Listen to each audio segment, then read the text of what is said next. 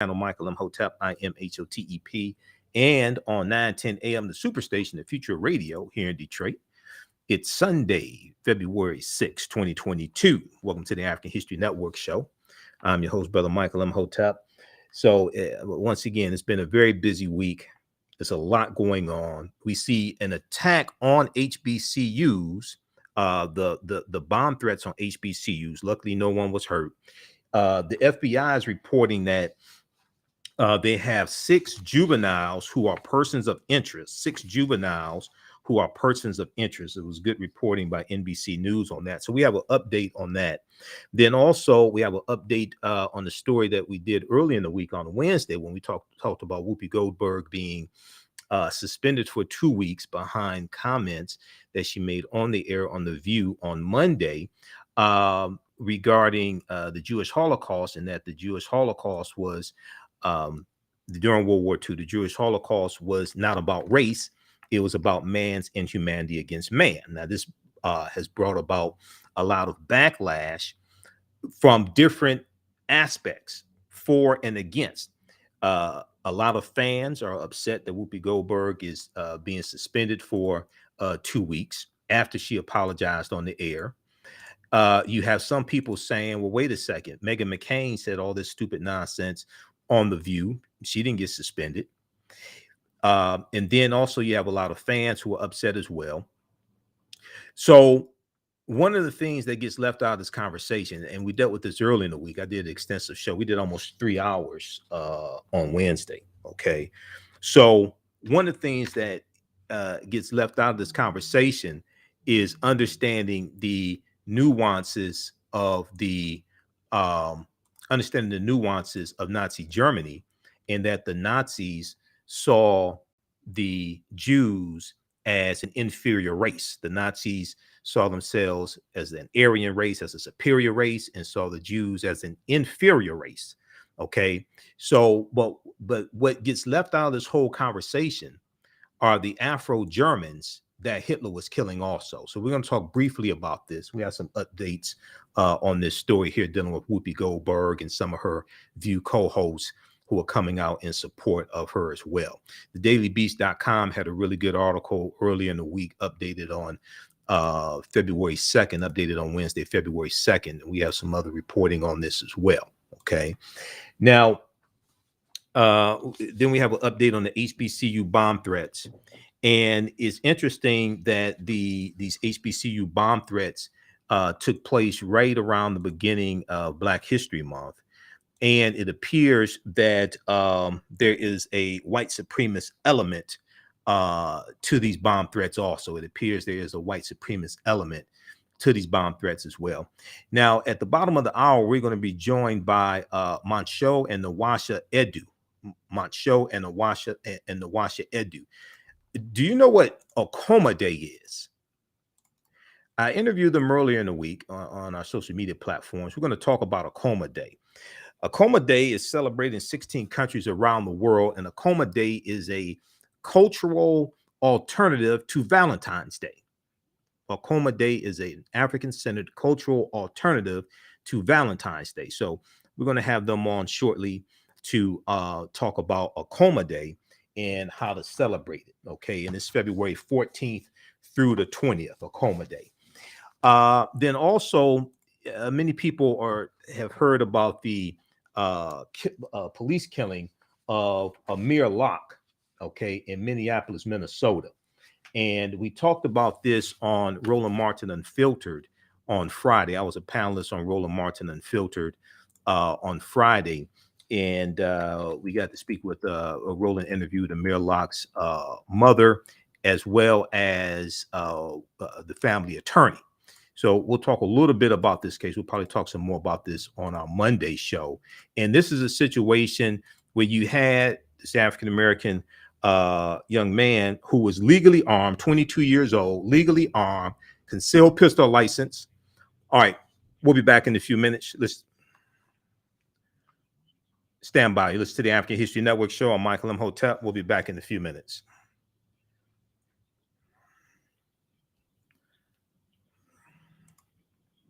Stand by, everybody. Back from break in 4 minutes. How's everybody doing? Share this broadcast on your social media platforms. Invite your friends to tune in also. Okay, stand by. Stand by.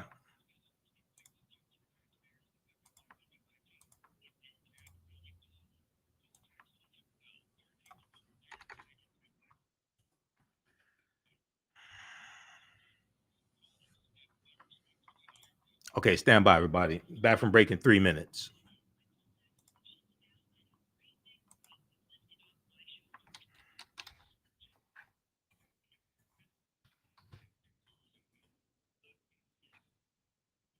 Stand by.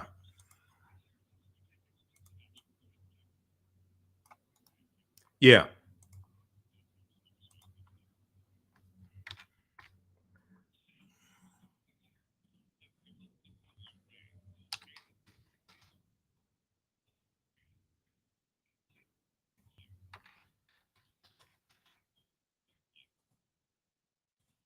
Stand by. Back from break in 2 minutes.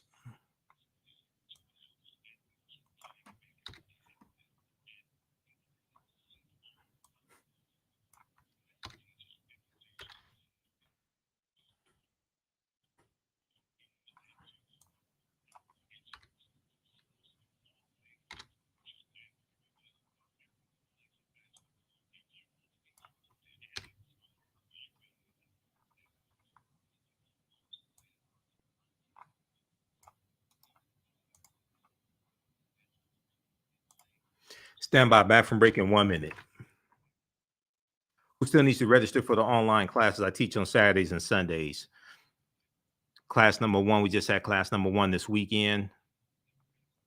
From the Civil War to the Civil Rights Movement and Black Power, 1865 to 1968. In ancient Kemet, the Moors, and the Ma'afa. Understand the transatlantic slave trade, what they didn't teach you in school. Stand by.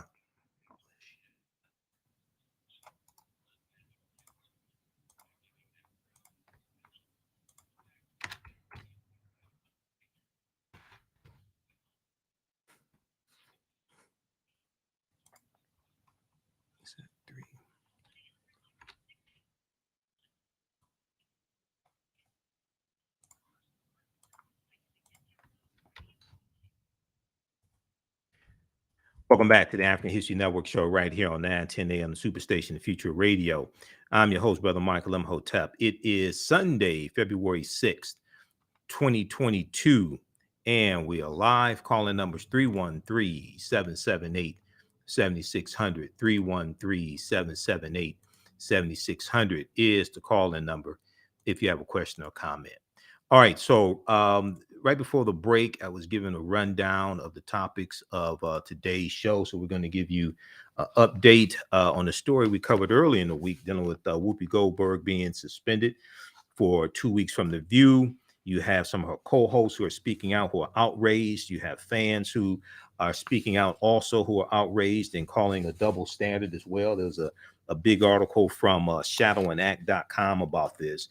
Also, we're going to talk a little bit about the history of the Nazis killing the Afro-Germans, because this always gets left out of the conversation, especially during the International Day of Remembrance of the Holocaust, which is January 27th. I don't understand how that somehow gets left out of the conversation. We talked about this on our Wednesday show extensively. We did almost 3 hours dealing with that topic, as well as the HBCU bombing. So go back and watch our Wednesday show.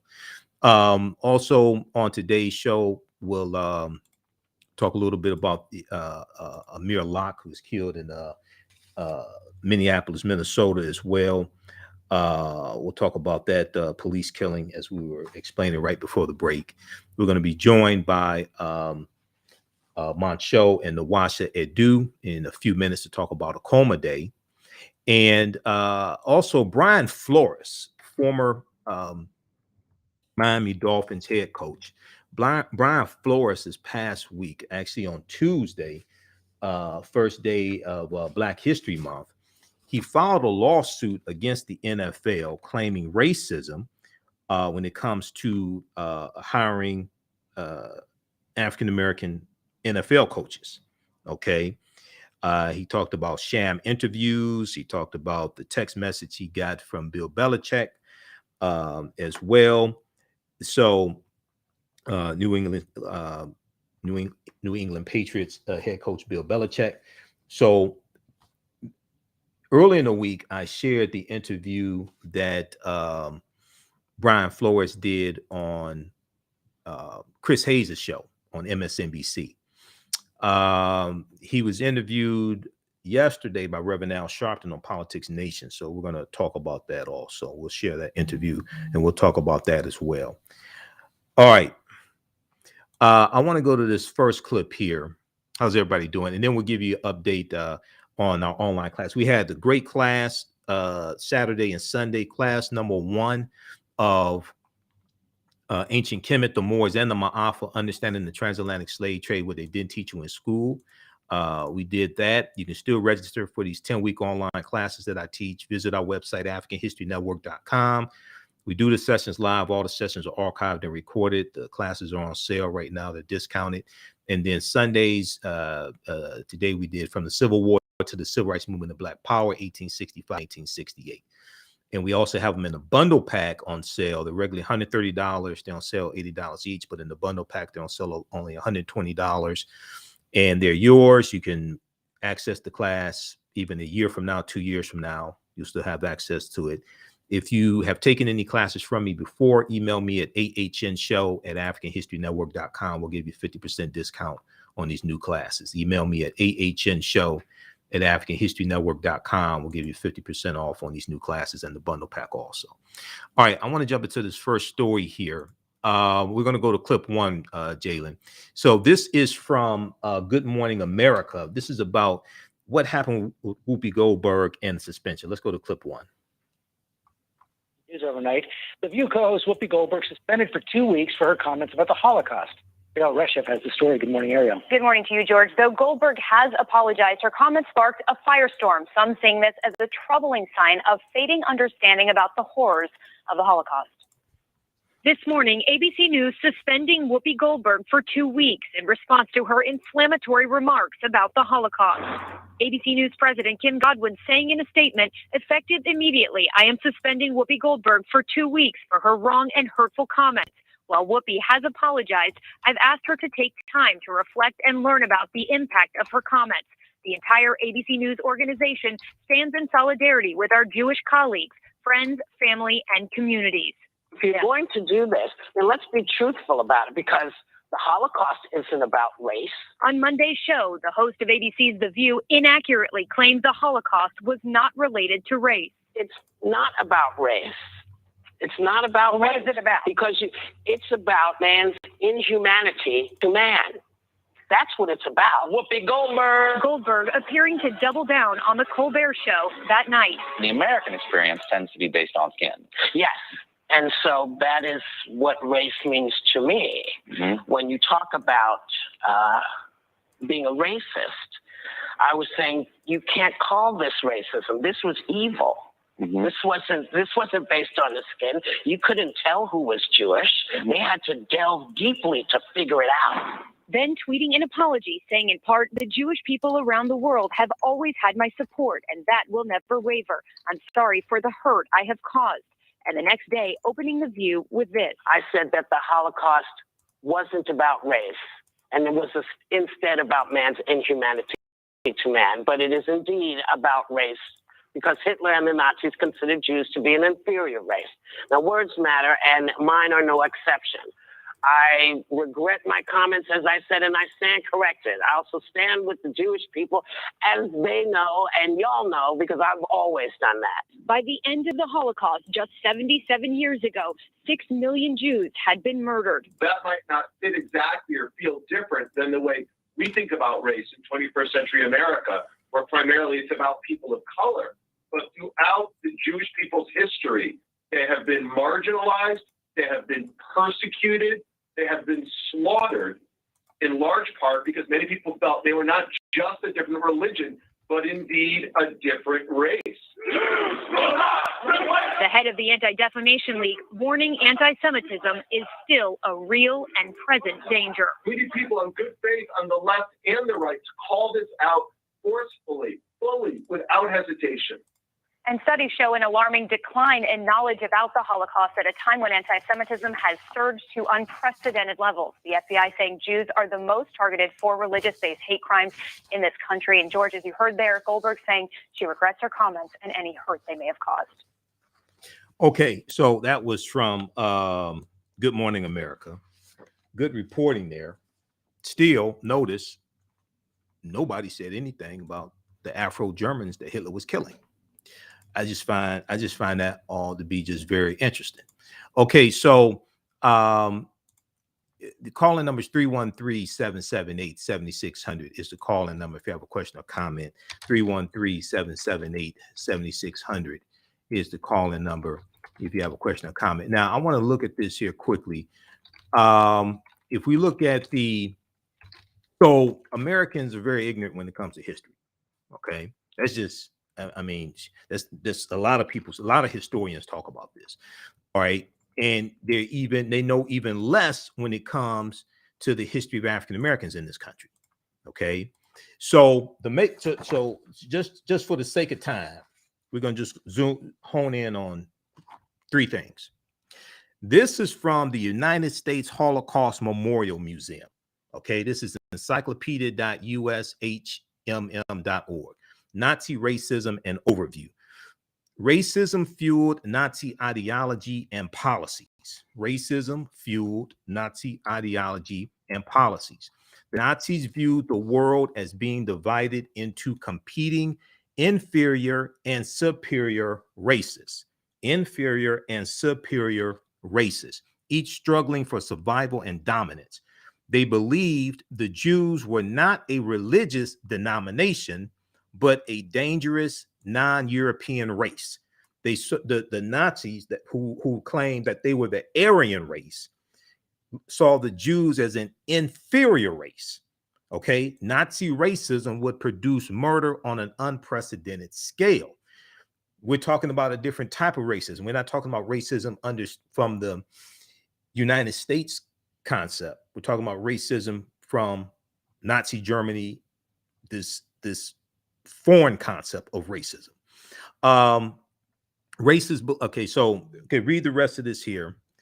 And this has racial anti-Semitism is the prejudice against hatred of Jews based on false scientific theories. Now, according to Nazi theories of race, Germans and other Europeans perceive superior and physical and mental traits. According to Nazi theories of race, Germans and other Europeans had perceived superior physical and mental traits. And let me see if I could zoom in on this some more. They considered, here we go. They considered,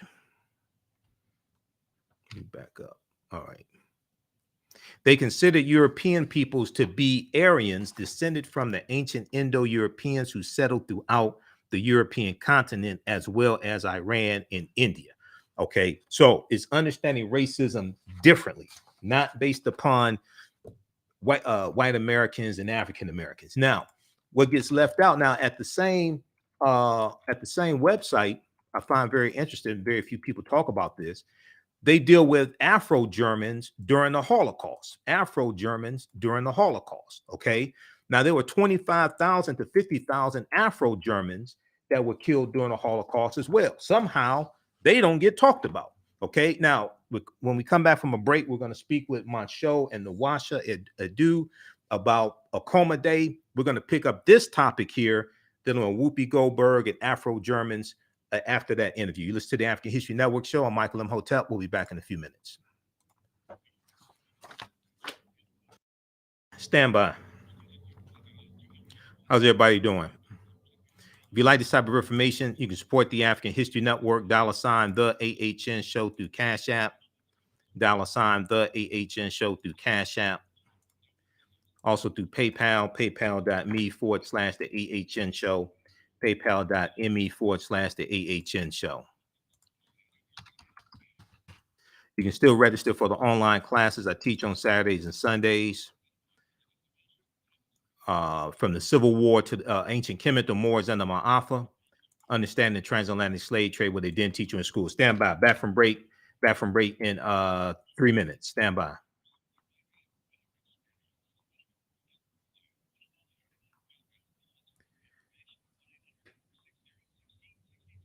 Okay, Lily, if you keep saying what about us, that means you don't watch this show on a regular basis.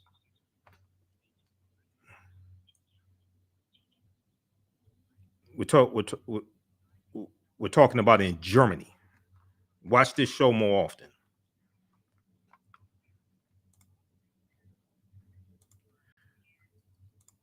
Okay, stand by.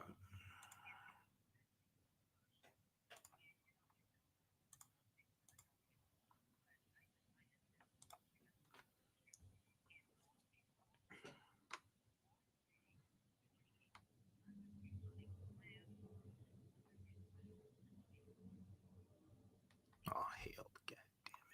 Stand by. I just dropped a call here.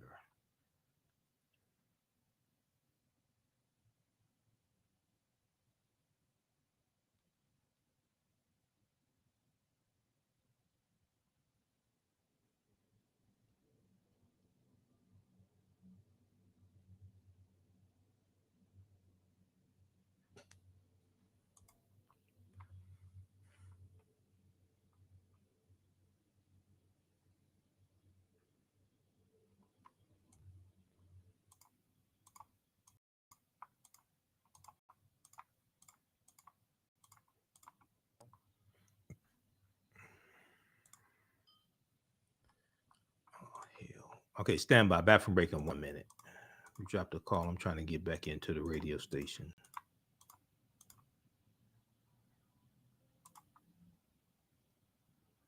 Okay, who still needs to register for the online classes I teach on Saturdays and Sundays? If you've taken any of my classes before, you're going to get a 50% discount. Stand.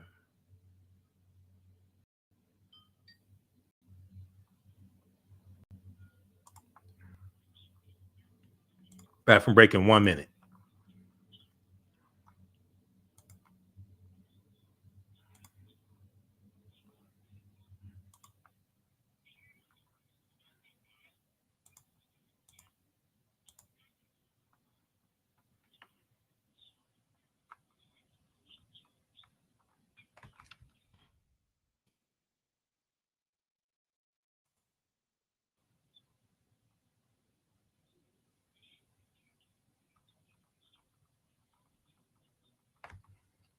Yeah. Okay. All right, thanks.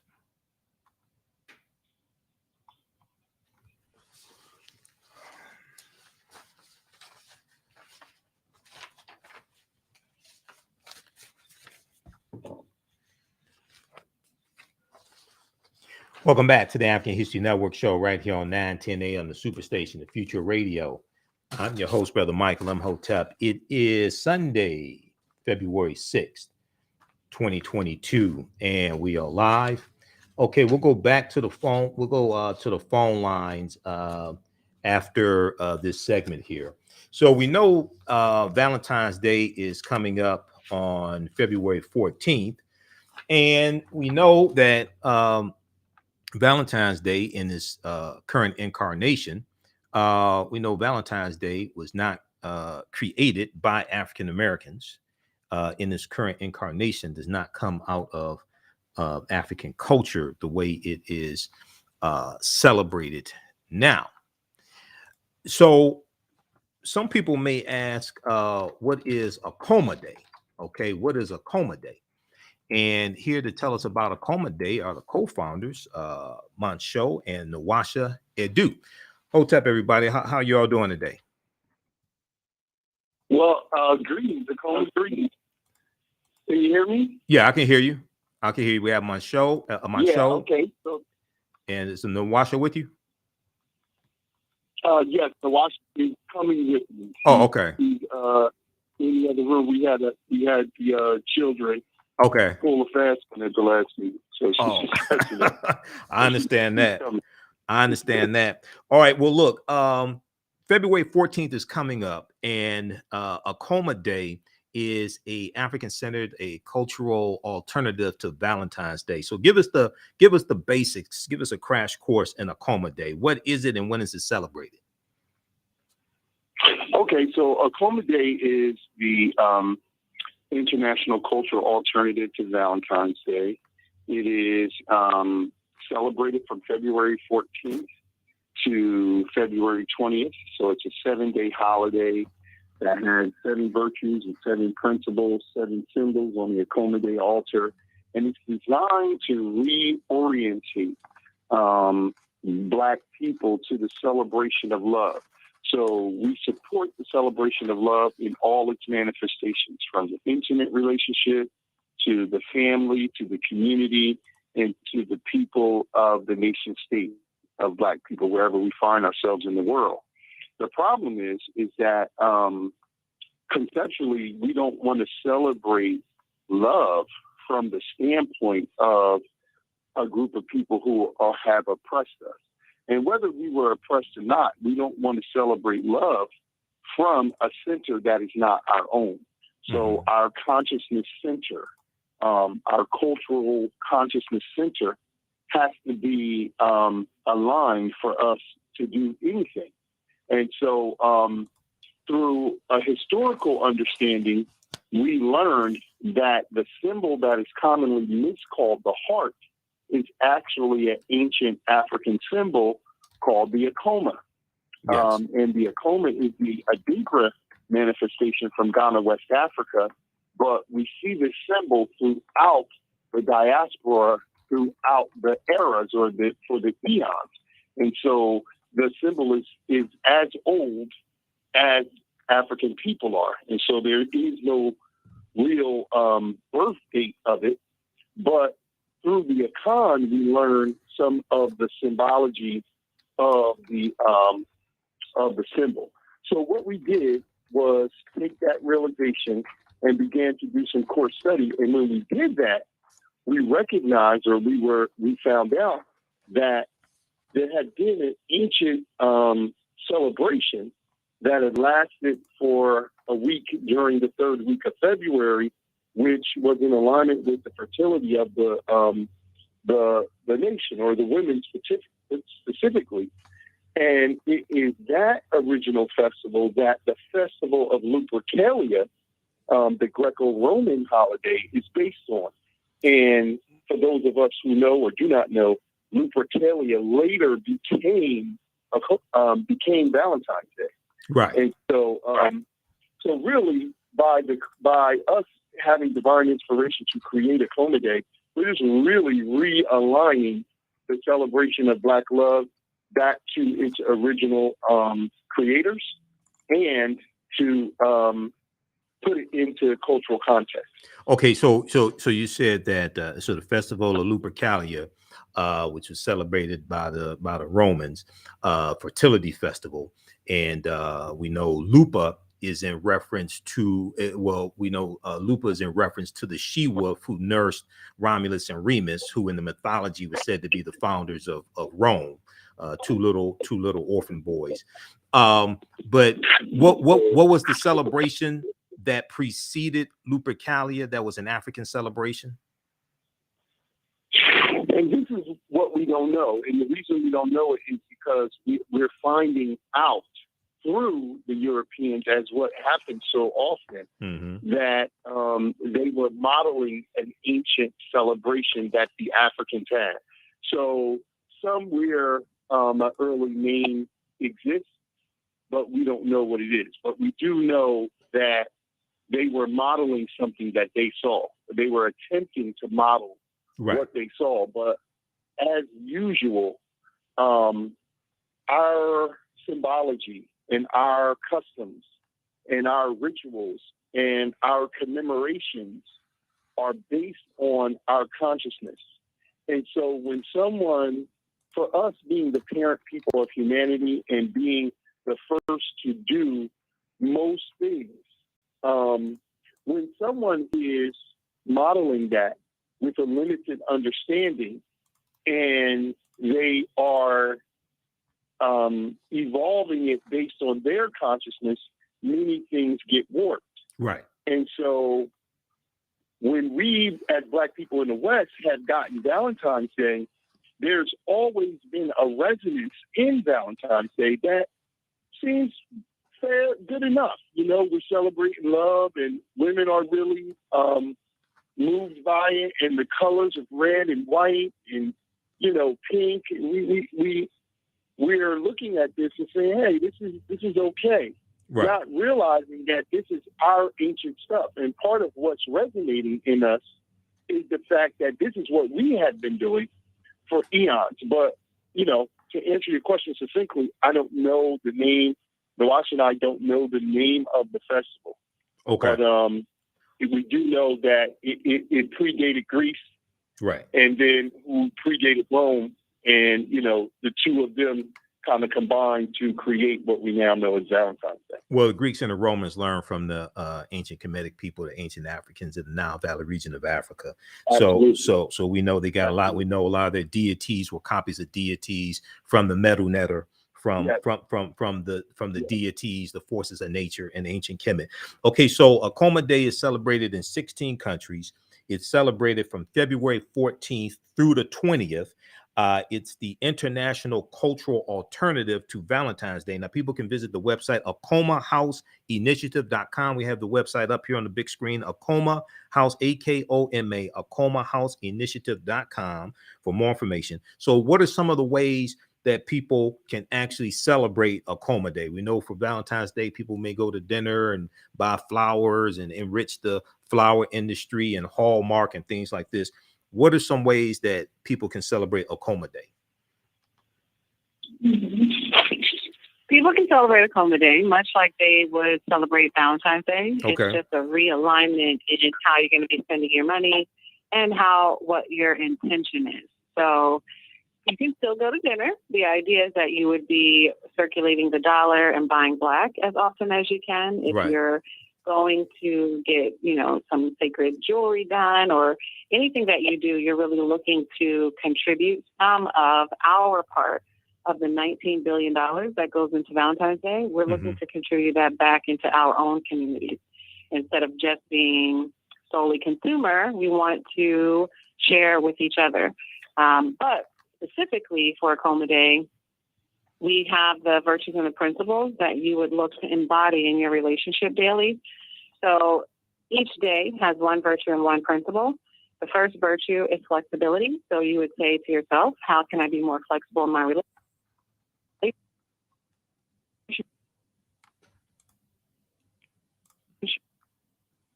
Okay.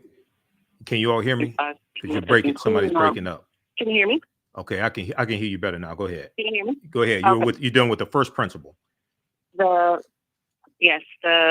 first principle is unified purpose. So in that, we have to revisit the purpose of our relationships, and an annual revisit is perfect. So looking at how you're actually going to align your two individual purposes into one would be your unified purpose. So all of the principles are unifying principles in order to come together as the art and science of soulmating. So you have your individual life path, but for each day of Akoma Day, you'd be doing something that would be an honorable virtue to live by and something that would be a unifying principle. So the virtues are flexibility, patience, faithfulness, consistency, endurance, fondness and goodwill, and forgiveness. Okay. And, it takes a reminder, like an annual holiday, in order to do that, because often we do that sometimes in the beginning of a relationship, but we forget, how we can maintain those things or new opportunities present for us to maintain those virtues. Exactly. Okay, so hold it right there, Nwahsa. We're coming up on a break. We're going to let you finish on the other side of the break. Okay. And people visit akomahouseinitiative.com. We'll continue this on the other side of the break. Listen to the African History Network show. I'm Michael Imhotep, right here on 910 a.m. the Superstation of Future Radio. We'll be back in a few minutes. Stand by, back from break in 4 minutes. Stand by. When we come back from break, we're going to finish this segment with Montsho and Nwahsa dealing with Akoma Day, the international cultural alternative to Valentine's Day. Then we'll go back. I'm going to finish this segment dealing with Whoopi Goldberg being suspended from The View. We'll look at some statements from her co-hosts because some of her co-hosts are outraged. Fans are outraged as well. We're going to finish up this piece dealing with the Afro-Germans who were killed by Hitler that very few people talk about.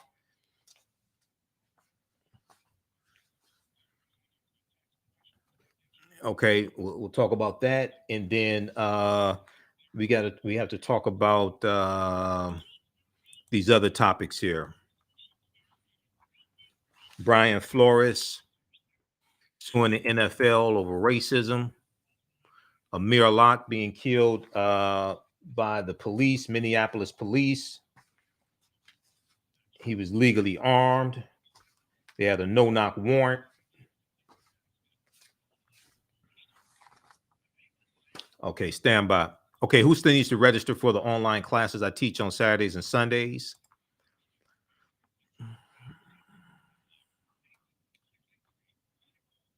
Okay, stand by. Oh, you should have seen the show I did earlier this week. The show I did earlier this week was 3 hours. Oh, I went deep into it. I showed you the stuff from the U.S. Holocaust Museum. The U.S. Holocaust Museum has information there about the Afro-Germans. Okay, we've got Akil, Zoe.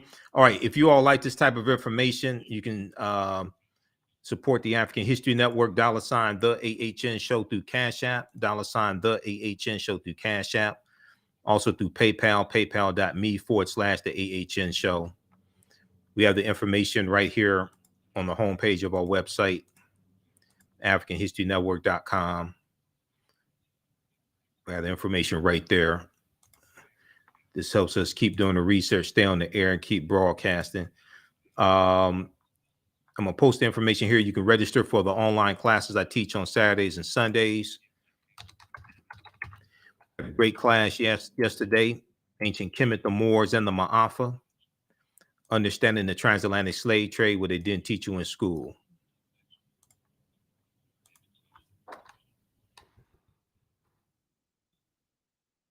These are 10-week online courses I teach. We deal with thousands of years of history. Stand by. Welcome back to the African History Network show right here on 910 AM, the Superstation, the Future Radio. I'm your host, Brother Michael Imhotep. It is Sunday, February 6, 2022. And we are live. Before we go back to Montsho and Nwahsa, very quickly, if you want to support the African History Network, you like this type of information, you can visit our website, AfricanHistoryNetwork.com, AfricanHistoryNetwork.com. We have the information there. Through Cash App is $, the AHN show through Cash App, $, the AHN show through Cash App.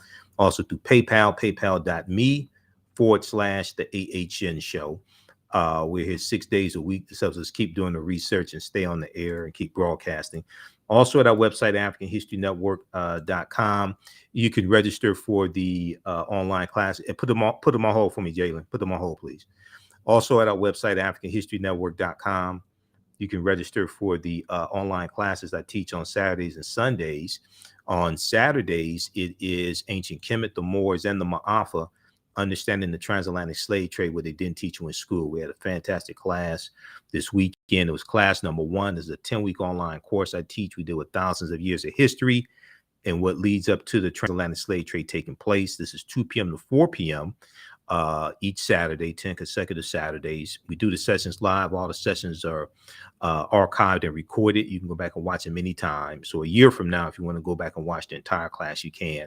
This class is regularly $130. It's on sale, $80. And then on Sundays, I teach from the Civil War to the Civil Rights Movement and Black Power, 1865 to 1968. Okay. And so we deal with history starting with the Louisiana Purchase. I taught this class today. We started with the Louisiana Purchase, and we're going to go through the Civil Rights Movement and Black Power Movement. Okay, so visit our website, AfricanHistoryNetwork.com. We have a bundle pack. You can register for both classes for only $120. If you've taken any of my classes before, email me at ahnshow@AfricanHistoryNetwork.com, ahnshow@AfricanHistoryNetwork.com. You're going to get a 50% discount on these classes. Okay, so we're going to go back to the phone lines. We have Montsho and Nwahsa. educating us on Akoma Day, which is an international cultural alternative to Valentine's Day. Visit their website, akomahouseinitiative.com. And Nwahsa, you were giving us the principles and explaining to us how to celebrate Akoma Day from February 14th to February 20th. Go ahead and finish that.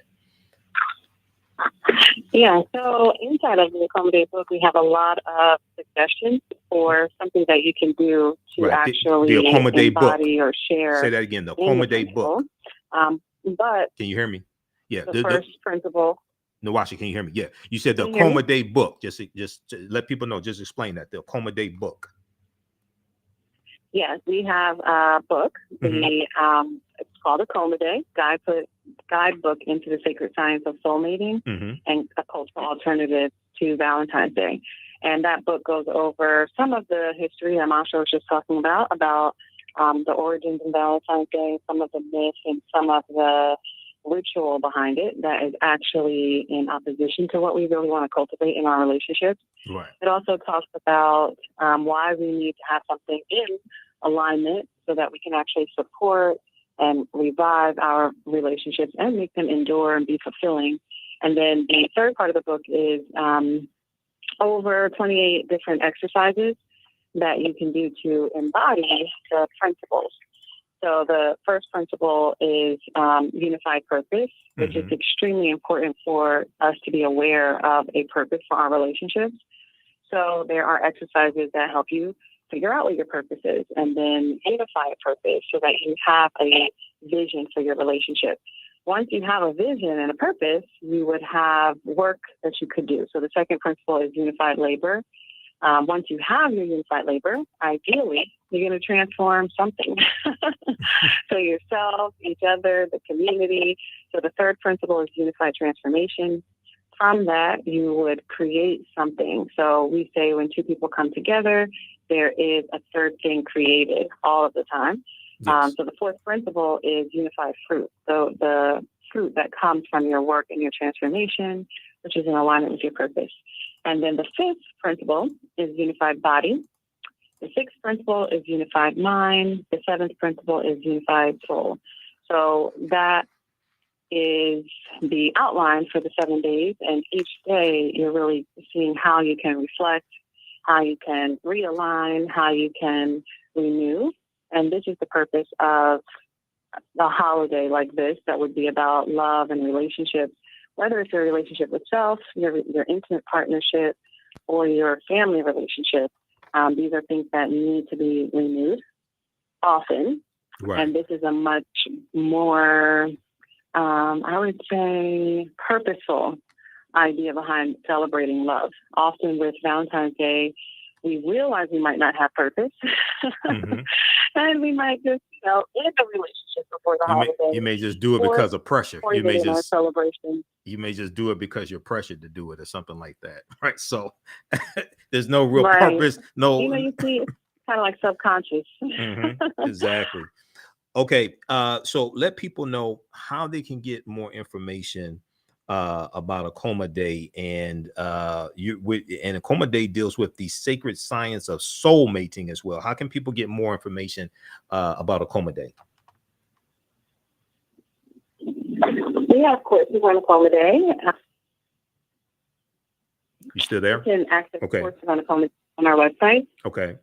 And get the information about the virtues and principles and things that we've done as a community and as, a family celebration. You can also pick up the Akoma Day book and find out, what Akoma Day is, what the symbols are, how to set up your Akoma Day altar. And we have an outline of that on our website, AkomaHouseInitiative.com. AkomaHouseInitiative.com. And you all are you deal with relationships, your relationships experts, your therapists, you're licensed as well. We talked about that earlier in the week also. So we know you have the Black Love School also. There's information at their website about the Black Love School. And you've been to different countries for celebrations regarding Akoma Day also. Is that correct? Well, people have contacted us from several different countries in order to order the book and, celebrate the holiday. So, yes, we are in 15 different countries. 15. People as far from us, as far from New Jersey as New Zealand, have, contacted us in order to purchase books and get, information about ritual. So this is, a universal holiday that's based on just universal principles that as a Black nation, we have celebrated, for thousands and thousands of years. The idea of reunification as soulmates, the idea of, complementary energy in love partnerships, and just the idea of the intimate two people coming together as what we call now soulmate, twin flame, all of these kinds of words. We have the first version of that. And I think that resonates with people, with Black people, no matter where we are on the planet. All right. Montsho Nwahsa Edu, visit their website, akomahouseinitiative.com. And thanks for coming on tonight, Hotep, and we'll talk to you later, okay? All right. Oh, thank you so much for having us. We appreciate it. Akoma. All right, brother. Peace. All right, Akoma. Okay, everybody, look, we're coming up on a break. Give us a call, 313-778-7600. 313-778-7600 is the call-in number if you have a question or comment. When we come back from the break, we'll get your comments, your thoughts dealing with the suspension of Whoopi Goldberg. I'm going to give you some more history dealing with the Afro-Germans that the Nazis were killing that don't get talked about. Oftentimes when they have the International Day of Remembrance of the Holocaust, we'll talk about Brian Flores suing the NFL. We'll talk about Amir Locke, and we'll talk about the HBCU bomb threats. You listen to the African History Network show. I'm Michael Imhotep. We'll be back in a few minutes.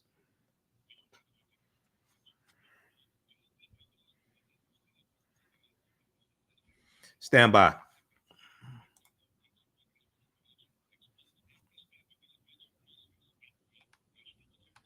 Stand by, everybody.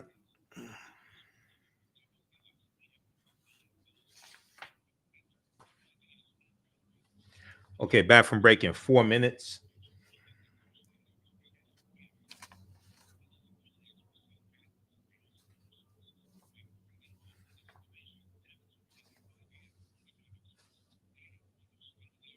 Okay, HBCU. We're going to go to... All right. 313-778-7600 is the call-in number. If you've taken any of my online classes in the past, you can register for the new classes at a 50% discount. Email us at ahnshow@africanhistorynetwork.com.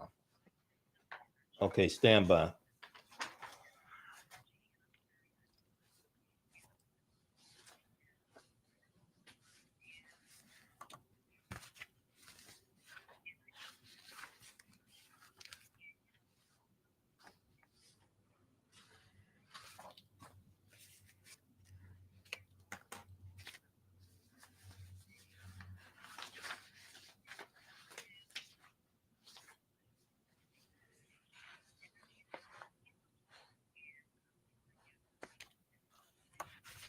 Back from break in 2 minutes. Stand by.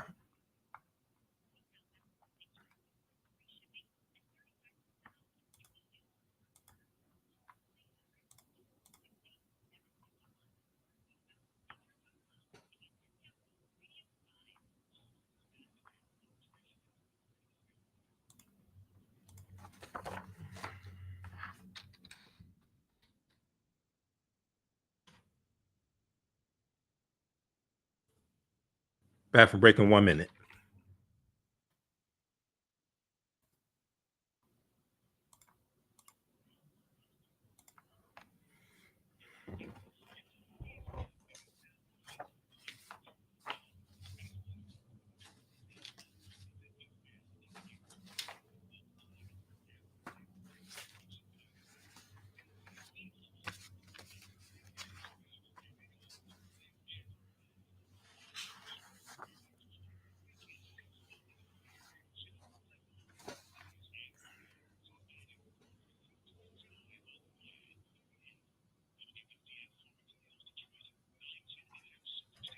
A division of Adele Media.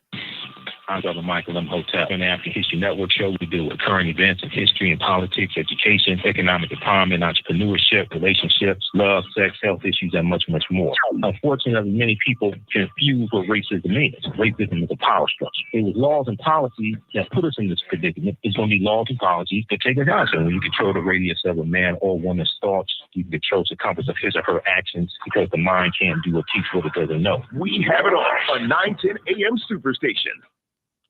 Welcome back to the African History.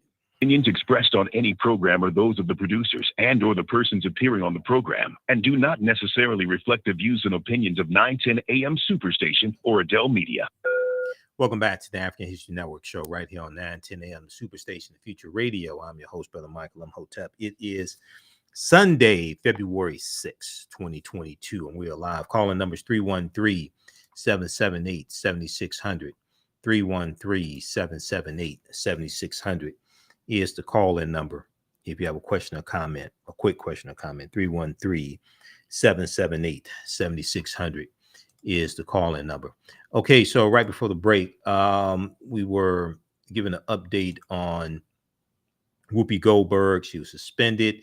We got the news basically Wednesday morning that she was suspended from The View for 2 weeks. And I did an extensive show early in the week on this on Wednesday. So go back and watch our Wednesday show on our Facebook fan page, The African History Network, our YouTube channel, Michael Imhotep. It's an audio podcast format. Search for The African History Network show wherever you get your audio podcasts from also. And we're on Facebook podcasts as well, because I did almost 3 hours. That was our Wednesday, February 2nd show. Okay, so I want to go back to this piece here. This is from the United States Holocaust Memorial Museum. This deals with Afro-Germans during the Holocaust.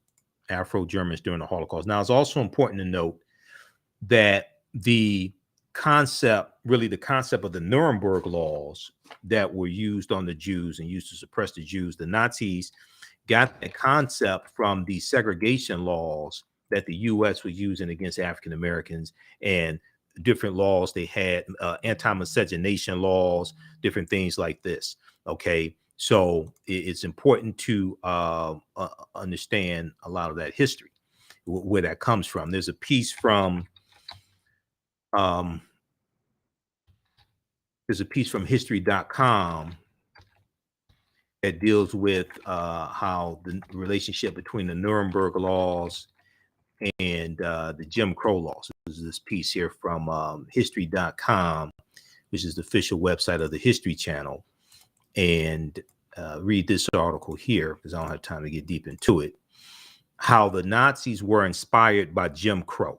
How the Nazis were inspired by Jim Crow to craft legal discrimination. The Third Reich studied the United States. Okay, to craft legal discrimination, the Third Reich studied the United States. This is from March 26, 2021, updated March 26, 2021 from history.com. When the Nazis set out to legally disenfranchise and discriminate against Jewish citizens, they weren't just coming up with ideas out of thin air. They closely studied the laws of another country, according to James Q. Whitman, author of Hitler's American Model. That country was the United States. Okay. America in the 20th century was the leading racist jurisdiction in the world. Some say it still is.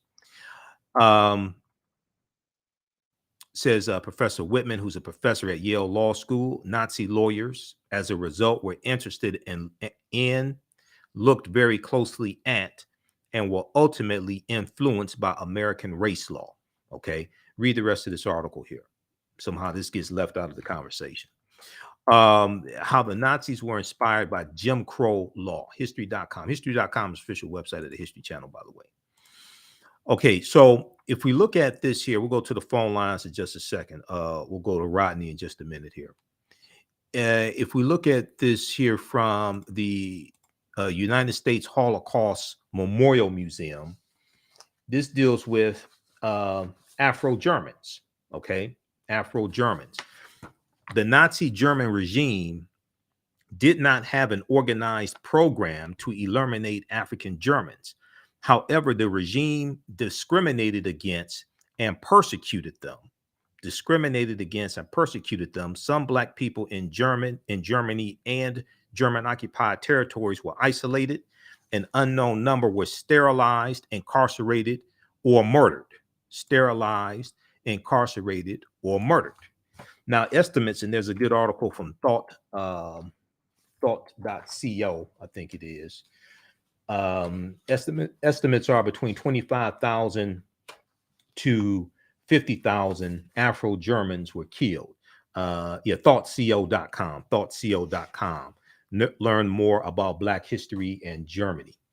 So if we look at these key facts here, Nazi persecution of Afro-Germans occurred despite their relatively small presence in Germany.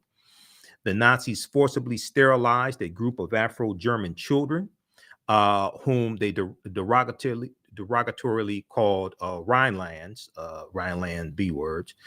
Most of these children were the progeny of French colonial troops from Africa that were stationed in the Rhineland, Rhineland region after World War I. Black people fought against Nazi Germany in World War II as members of the Allied militaries. Some of them were held as prisoners of war. So then it goes in to talk about Afro-German children in the Rhineland. Okay. Following World War I, the victorious Allies occupied the Rhineland in Western Germany.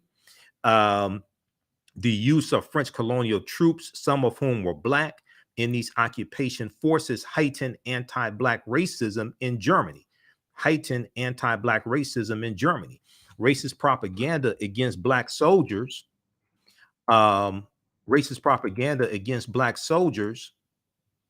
falsely depicted them as rapists of German women.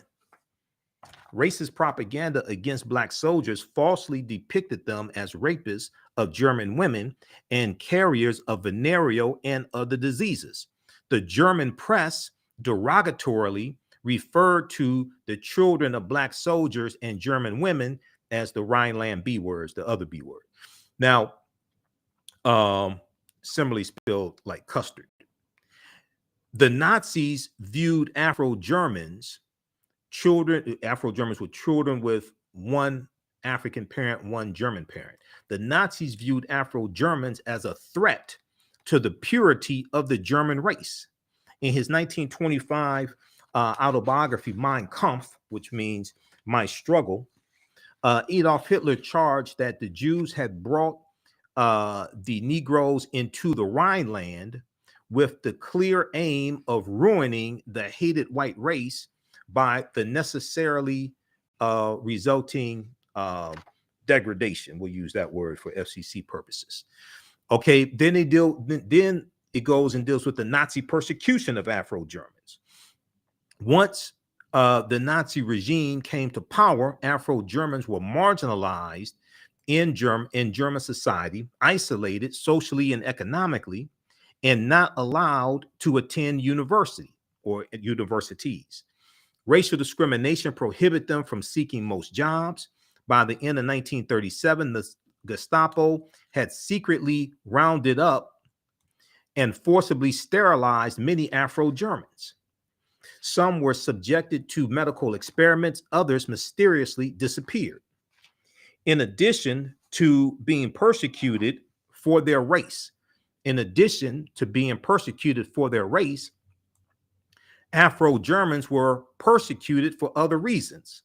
For example, Hilarius Gilges was an Afro-German dancer and communist activist from Dusseldorf, Germany. Nazis murdered him on June 20th, 1933 for his politics as well as his race. Today, Hilarius Gilges Platz in Dusseldorf, Germany, memorializes Gilges as a victim of Nazi terror. Okay.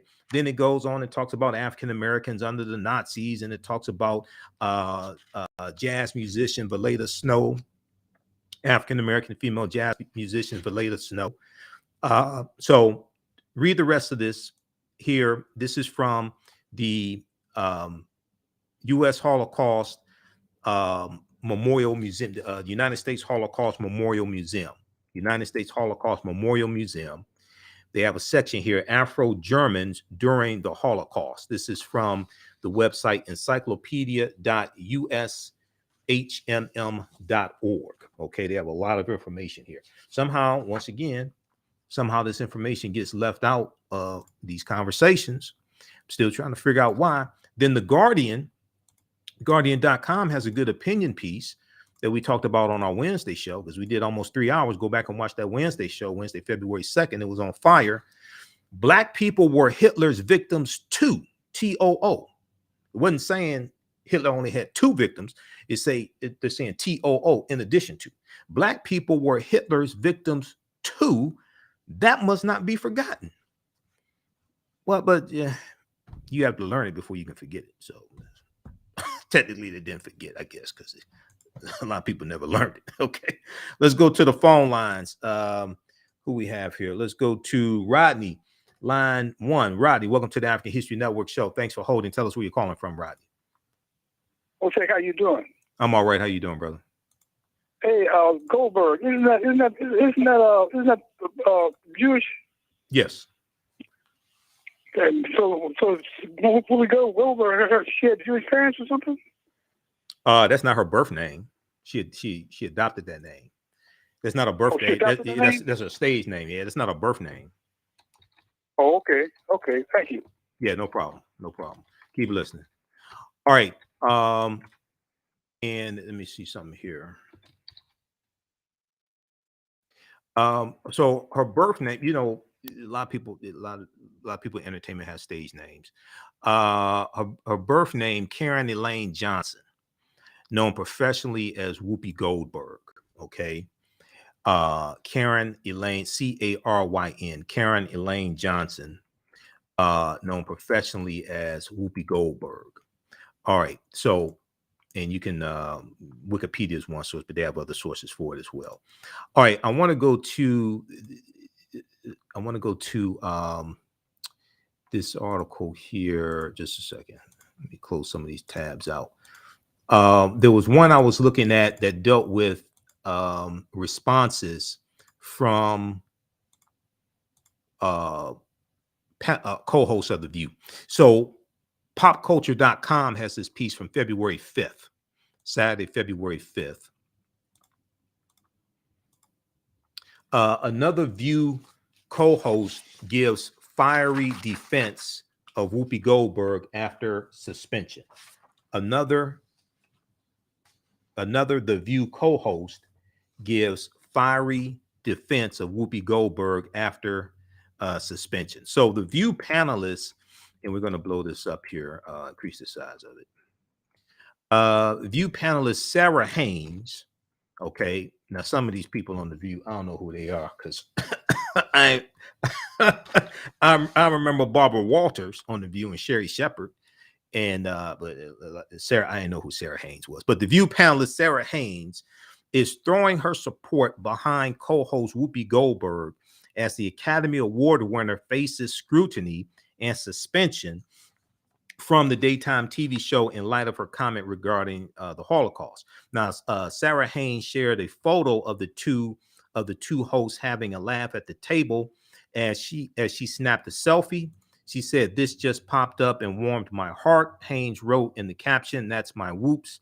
The picture quickly stirred up added controversy in the comments section. Both Goldberg supporters and those against her gathered together to share their opinions on the situation under the photo. But Sarah Haynes had a special message for the people throwing dirt on Whoopi Goldberg. She said, quote, "I'd like to invite people trolling the post to go play somewhere else, to learn from a moment. To learn from a moment is all we can ask of anyone, and prioritizing punitive measures at the expense of the message, issue, and teaching moment are misguided." So, you know, this is really a teachable moment for history. This is really a teachable moment to deal with history, because there's a declining knowledge of the history of the Holocaust in this country. 1, 2, Americans are very ignorant of history, especially when it comes to the history of African Americans, when it comes to the history of slavery in this country. You know, we're coming up on a break. We'll deal with this on the other side of the break because, you know, a couple of weeks ago, we talked about the story that dealt with how the lack of the history of Reconstruction being taught in schools as well. Okay, you listen to the African History Network show right here on 910 a.m. the Superstation and Future Radio. I'm Michael Imhotep. We'll be back in a few minutes. Stand by. Back from break in 4 minutes. Okay, hold on. I'm trying to see why this link is not working. This is from Time Magazine. Stand by.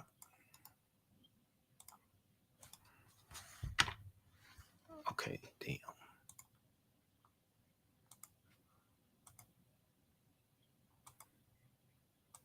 Stand by. Back from break in 4 minutes. Okay, how's everybody doing? Share this broadcasting and social media platforms.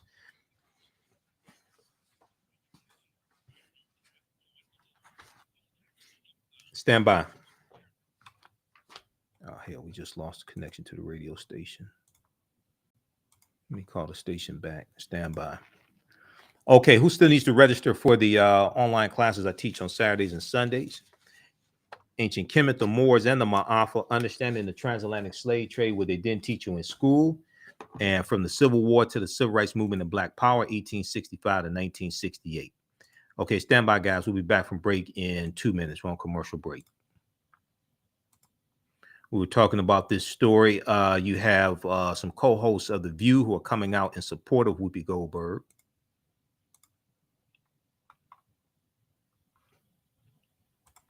Stand by. Share this broadcasting and social media platforms. Follow us here on YouTube, Michael Imhotep, IMHOTEP on YouTube, and our Facebook fan page, The African History Network, The African History Network. Turn on live notifications so you know when we go live.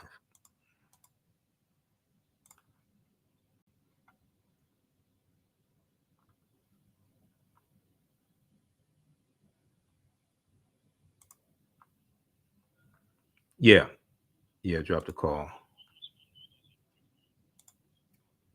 I don't know, man. Yeah, because Skype keeps going on. Because when I try to call back a few times, I try to call back, I couldn't get through at all, man. It was like acting up, and then I had to keep calling back. Okay. All right.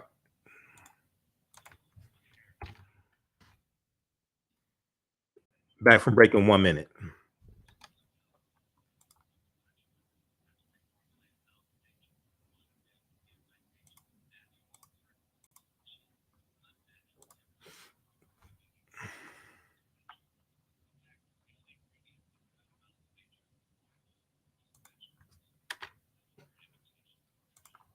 Okay, stand by. Back from break in 1 minute.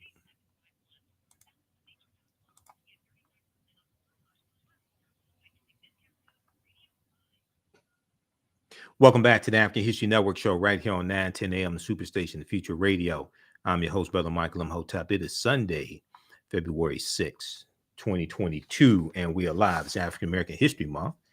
And we started out African American History Month with bomb threats on HBCUs and Whoopi Goldberg getting suspended from The View, and a lot of people, commenting on her comments about the Holocaust. And I heard a lot of people say, oh, it was about race, it's about race, things like this, or it wasn't about race, it wasn't about race.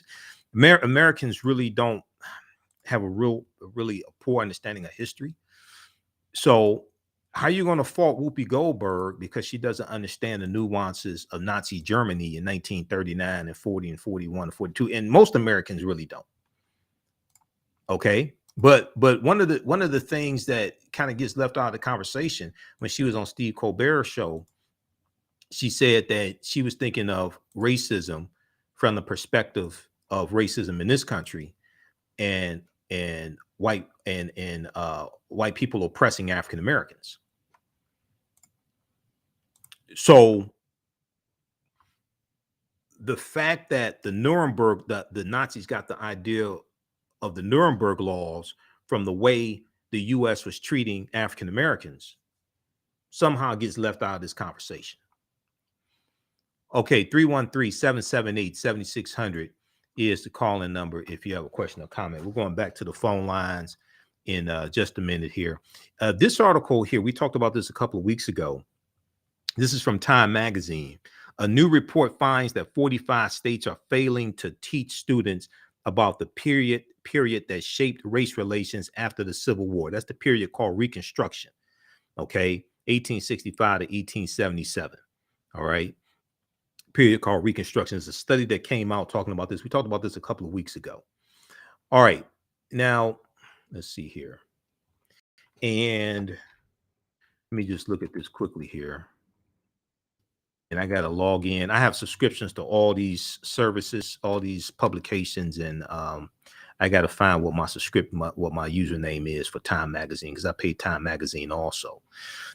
Just very quickly here, if we look at this, January 12, 2022, in the aftermath of the insurrection a year ago, the January 6th insurrection, 2021, at the U.S. Capitol, many leading historians drew parallels between the violence and the Reconstruction era, between the violence of the insurrectionists who were incited by Benedict Donald, January 6, 2021. Many parallels are being drawn between that and the violence during the Reconstruction era, the period of political revolution directly following the American Civil War. Now, the events we saw reminded me very much of the Reconstruction era and the overthrow of Reconstruction, which was often accompanied or accomplished, I should say, by violent assaults on elected officials. Historian Eric Foner, Pulitzer Prize winning historian, author of the book Reconstruction, America's Unfinished Revolution, 1863 to 1877. He said this in an interview published a week later. Now, scholars say studying the aftermath of the Civil War can help put in context many of the most seminal events in the U.S. in recent years, from the brutal murder of George Floyd by police in Minneapolis, Minnesota. We're going to talk about Minneapolis in just a minute with the killing of Amir Locke in Minneapolis, to the voter suppression laws enacted after African-American voters played a big role in helping Joe Biden and Vice President Kamala Harris become elected to president and vice president, but also in defeating the Republicans in the Georgia U.S. Senate races as well. Raphael Warnock wins and John Ossoff. Okay. This infuriated a lot of white supremacists.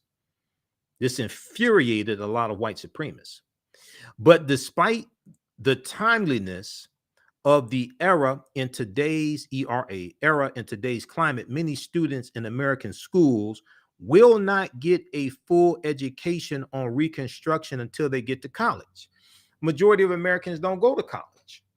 This deals with how the period of time after slavery ends, after the Civil War ends, after slavery ends, how this is not properly being taught. There's very little being taught about Reconstruction. A new report finds that 45 states are failing to teach students about the period that shaped race relations after the Civil War.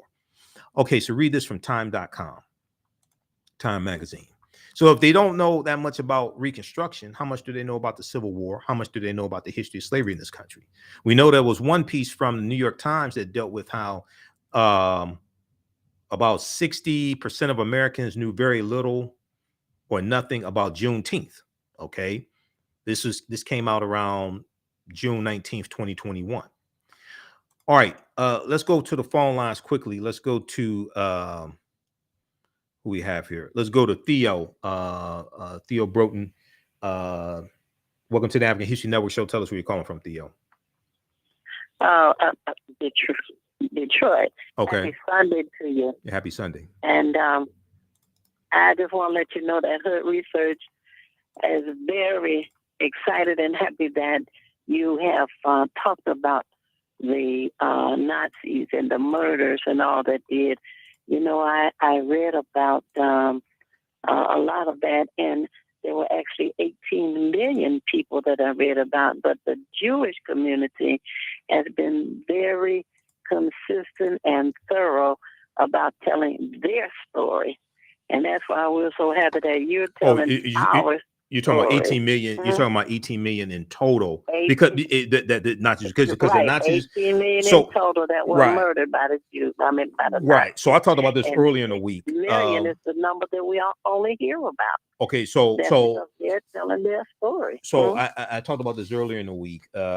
You had gypsies who were killed. You had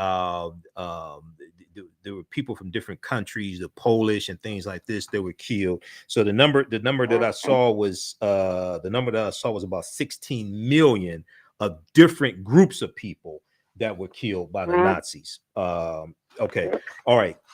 Right, an additional 12 million. But in the meantime, I met a man who had survived. He was Polish, and his sister was actually murdered. And it's the only person I've ever met that had suffered through that, and was able to finally get here to the United States. But that was one of the reasons that I was interested in reading more about it. And in our community, we need to have more of what you are providing, because as we begin to learn more about our history and more that we need to be proud of, because there's so much that happened that made Black folks ashamed, that the white men flying through the jungle in a diaper and saving 4,000 Africans. I mean, that was just dumb. And you had Step and Fetch It, and the ones who were playing roles that made them look retarded and just ridiculous. And it's sad, because it appears to me that that's why so many of our people are ashamed of being Black instead of being Black and proud. But I really appreciate your presentations. Okay, absolutely. All right, thanks, Theo. Appreciate it. You're welcome. Thanks for calling. Hey, now your show is on after this one, right? Okay, she's gone. Her show is on after this one. Her show is on 11 p.m. on Sundays on 9:10 a.m. Superstation WFDF. Okay, once again, read this article here from The Guardian. Black people were Hitler's victims too. TOO. That must not be forgotten by Foray Mungazi and Olivia Marks Wodman. Thursday, January 27th, the International Day of the Remembrance of the International Holocaust Remembrance Day. This is from theguardian.com, 2022. We're coming up here on the break. I want to show you this piece here I talked about earlier in the week. This is from the Associated Press. World remembers Holocaust as anti-Semitism rises in pandemic, January 27, 2022. One, unless they updated it from Wednesday, they don't say anything in here about the Afro-Germans who were killed, number one. But they do talk about Nazi German forces killed 1.1 million people at Auschwitz, because International Day of Remembrance of the International Holocaust Remembrance Day is on January 27th, because it was January 27th, 1945, that Soviet troops liberated the prisoners at the Auschwitz death camps, the Auschwitz concentration camps in Poland. Okay, so it was 1.1 million people killed at Auschwitz, most of them Jews, but also Poles, Roma, and others. Now, if you scroll down, it goes on to talk about, where is that here? This page 2. They deal with other people who were killed as well. About 6 million. Okay, we're on page 2 towards the top. It's about they say about 6 million European Jews and millions of other people were killed by the Nazis and their collaborators. Some 1.5 million were children. Okay, and there were some other numbers I saw as well that dealt with the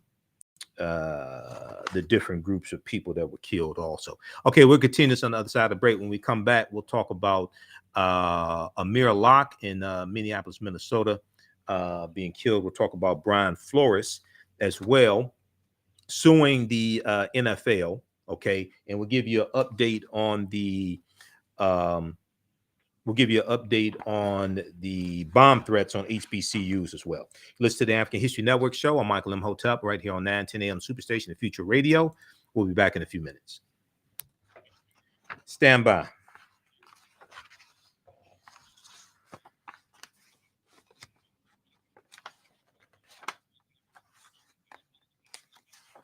Stand by. Bathroom break in 4 minutes.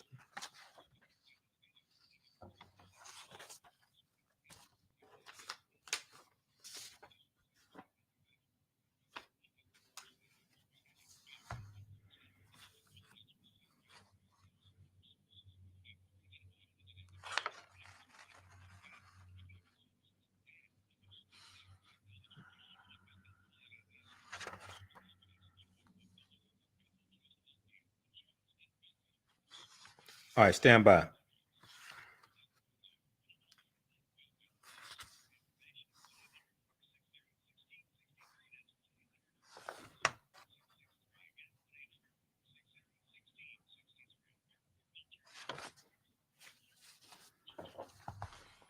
Okay, who still needs to register for the online history classes I teach on Saturdays and Sundays?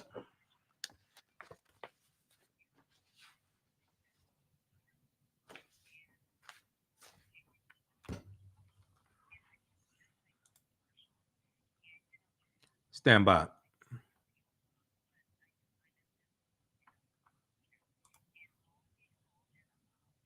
Okay, visit our website, AfricanHistoryNetwork.com.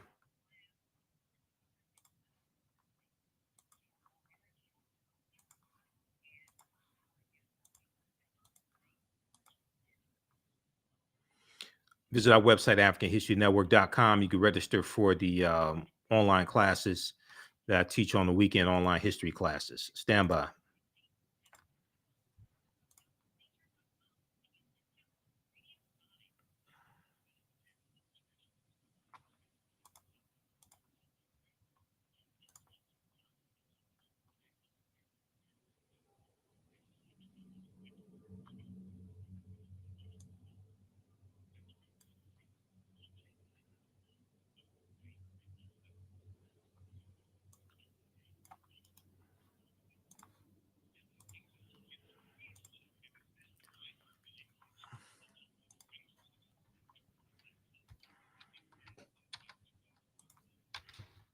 Break in 1 minute.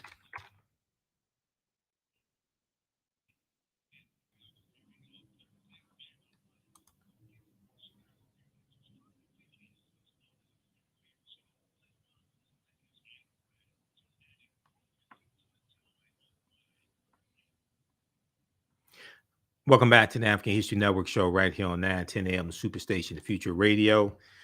Host Brother Michael Imhotep. It is Sunday, February 6, 2022, and we are live. Okay, calling numbers 313-778-7600. 313-778-7600 is the call-in number if you have a question or comment. All right, we're gonna go to the clip from Roland Martin Unfiltered, Jalen, here in just a second. That is clip number, which one is that? It's dealing with the interview. So that's going to be clip number 2. We're going to go to clip number 2, then we'll go to clip number 3. Okay, so there are protests taking place over the police killing of Amir Locke. And okay, this is what I want right here. Let's go to this here. NBC News has reporting on this. MSN Money picked this up. Protesters angered by police shooting of Amir Locke. So this is from Saturday, February 5th. Protesters in New York shared their frustration over the police shooting of Amir Locke, the 22-year-old African-American man who was shot and killed when police executed a no-knock warrant in which he was not named. Now, he was over at someone else's house. He was not named in the warrant. It was a warrant for property, to recover property. Okay, that's what the warrant was for, recovering property. And we're gonna we'll pull that up also. We'll get some more information on that. Okay, so I was on Roland Martin Unfiltered on Friday as a panelist, and Roland interviewed Amir's mother, Karen Wales, and also their family attorney. We're going to go to it was a long interview, so I can't play all of it here. But here's an excerpt of that interview. Let's go to clip 2, Jalen. And your family and all of your loved ones. I'm gonna start first with Jeffrey. What in the world happened? Why are we sitting here talking about this 22-year-old brother being dead? What happened? Roland, we just have a city that refuses to change, and it's refused to change for as long as all of us have been working on civil rights cases in Minnesota, and well before me. Repeatedly we have people die in a very similar manner. We had a man named David Smith who was killed almost identical to the way that George Floyd was murdered, and they were supposed to provide training to stop that, and they didn't. Everyone knew that no-knock warrants were dangerous and increased the likelihood of death. We all saw that with Brandon Taylor. Minneapolis had a warning. It had a chance to change. It told us to change. It told us that they had policies in effect that were going to preclude no-knocks. They even advertised it as a ban on no-knocks. But we now know that that's nonsense. It's not true. And now we have this young, innocent man, and once again, a young, innocent black man who's killed for no reason in Minneapolis because the city refuses to actually be held accountable and show the ability to change. So I'm watching the video, and why are they going to his place? What did he have? Why are they at his place? So it wasn't his place. He was a guest at the place he was at, and so far the details have been sparse in terms of what's been released. But Roland, what is overwhelmingly clear and has been confirmed by multiple law enforcement agencies, he was nowhere in no fashion considered to be a suspect or a subject of that warrant. Okay, so 1 second. So the place that he was at, was that person a subject? Well, what we're being told at this point was that the warrant was being executed at the proper location, and there was no warrant to seize a person, Roland. That's what's even more outrageous about this. This was a no-knock warrant to seize property and put lives at danger to obtain property. Wait. Okay, so, and y'all have seen the warrant?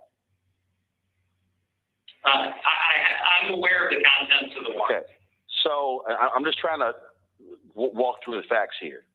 I read one report that when they came in, Amir said that he had a gun. Is that true, yes or no? Is it true when they came in that Amir physically possessed a gun at some point? He was startled from sleep in a matter of seconds, touched his gun, never put his finger anywhere near the trigger. We've seen no video suggest he ever pointed it at any officer or posed a threat with it. It was a young man who had no idea what was going on and was given only a matter of seconds and no opportunity to save his own life. Now, is it also true that he had a permit for that gun? Yes. So he obtained a permit previously in the state of Texas, where he lived, and he was possessing that gun lawfully in the location he was at, in the private residence. So, Karen, your son is sleeping on a couch, blanket over his head. He's sleeping. Yeah. He has a permit. He has a permit for a gun. Door opens. Folks bust in yelling. The natural reaction. Look, I've never owned a gun, but I would think that I don't own a gun, but if somebody busts into my house, probably my first reaction is to grab something to protect myself from the folks who are busting in. And if I'm asleep, I'm damn sure not hearing you yell, police, whatever they yelled. I mean, this has to be just for you, shocking and devastating that it happened again in Minneapolis. Yes, I'm actually disbelieved because I would have never imagined that. Normally, I'm, watching what's going on when it's involving other people, other families, but I would have never imagined that I would be sitting here discussing my son being murdered, being killed. So. I'm gonna come back to the elements of this case, but for the purpose of our audience, just share with them, humanize your son. Who was he? What did he do? Was he in college? What was he studying? Where was he working? Just share with so people have an understanding that he's not just a hashtag, that he's a human being and actually people what folks should know about him. Actually, Amir was wanting to become an entrepreneur. He did like DoorDash and he did like Instacart. And I helped him get his LLC to start a business. He was really into doing something for the youth, as far as like a clothing brand line that would cater to the youth. He wanted to get into buying property, real estate.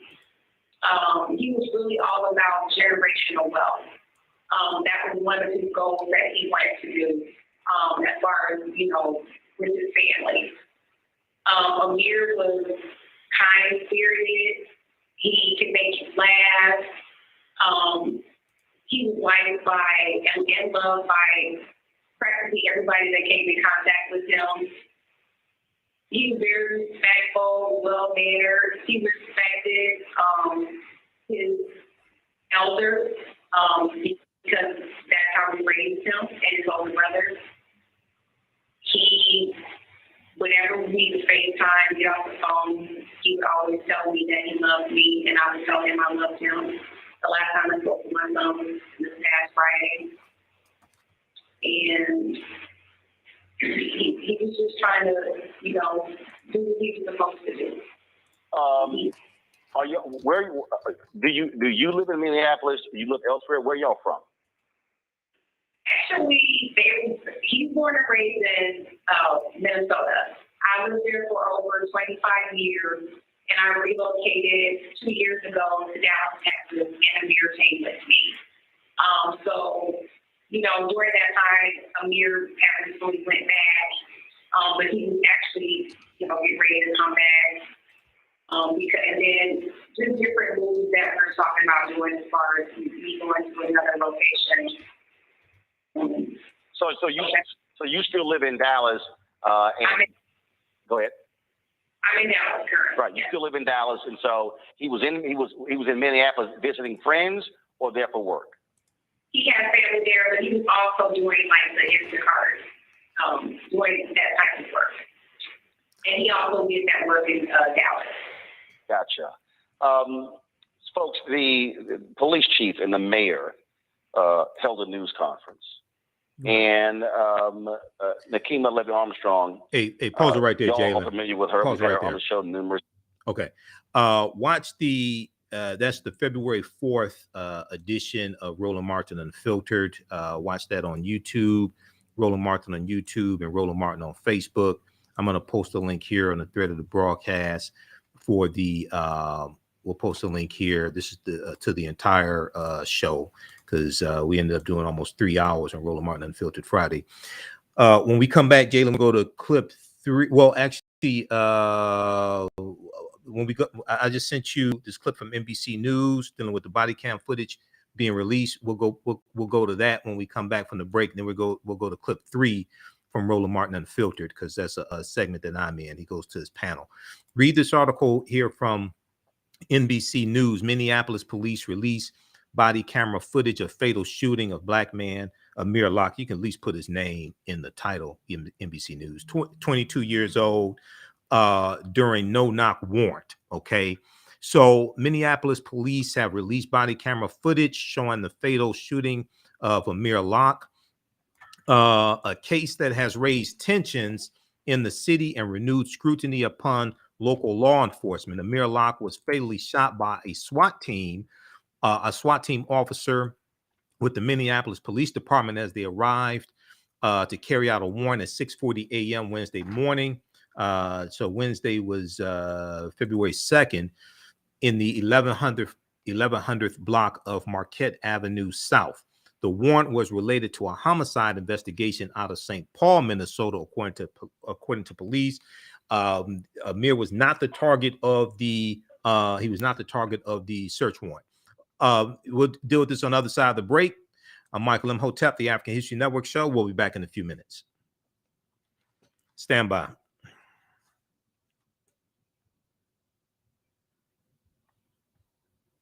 All right, stand by, everybody. Share this broadcasting on social media platforms.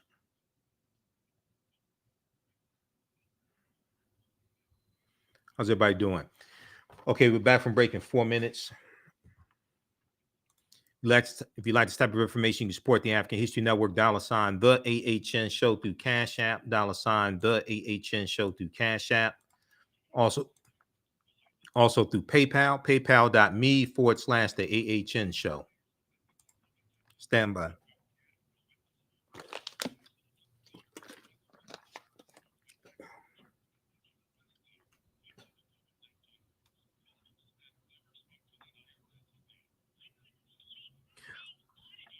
All right, if you have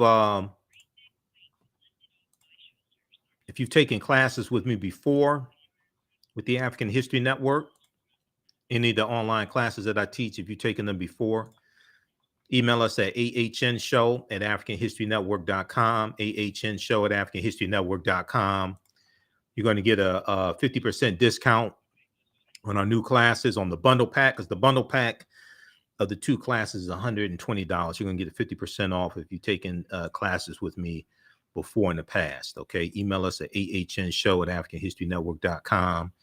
Let me post this information here.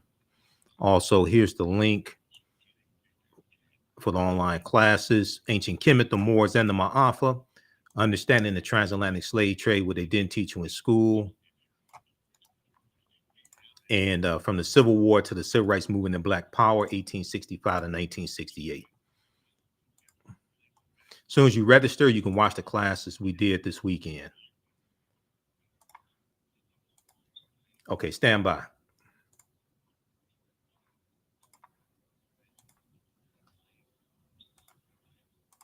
Stand by. Back from break in 1 minute. Stand by.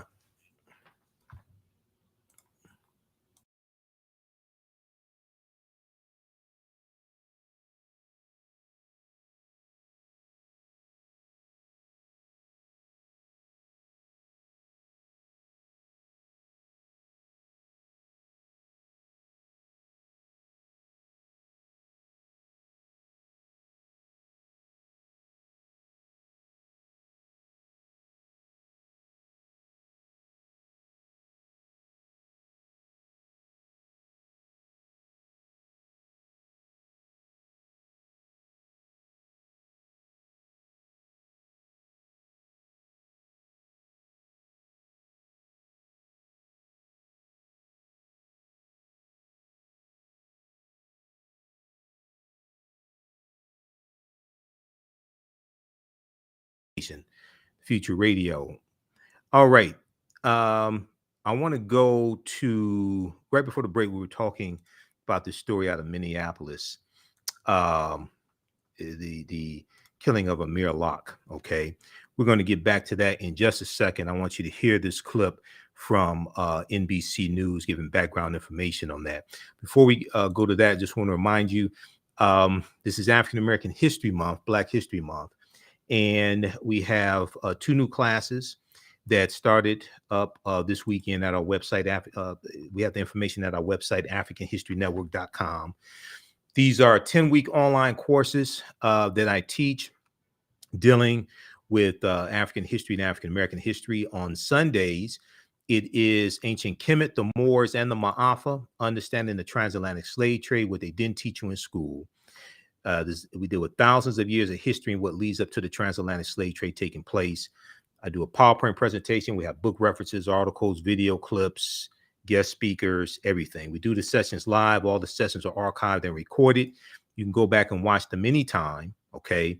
If you've taken any of my online classes with me before, email me at ahnshow@africanhistorynetwork.com. We're going to give you a 50% discount off on the bundle pack.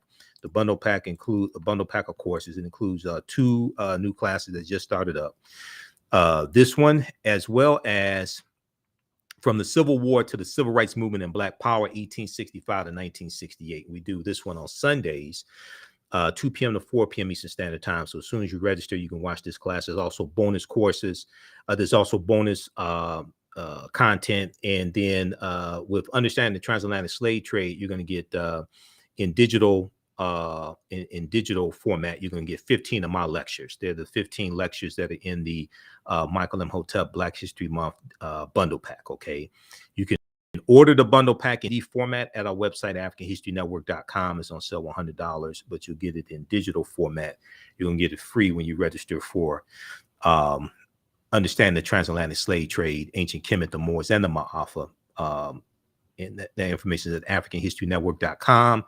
Once again, if you've taken any of these classes with me before, email me at ahnshow@AfricanHistoryNetwork.com. We're going to give you 50% off discount. And if you want me to do a presentation for your group or organization, especially for Black History Month, email me at ahnshow@AfricanHistoryNetwork.com. All right. I want to go back to this story out of Minneapolis, Minnesota. Let's go to this clip from NBC News, Jalen.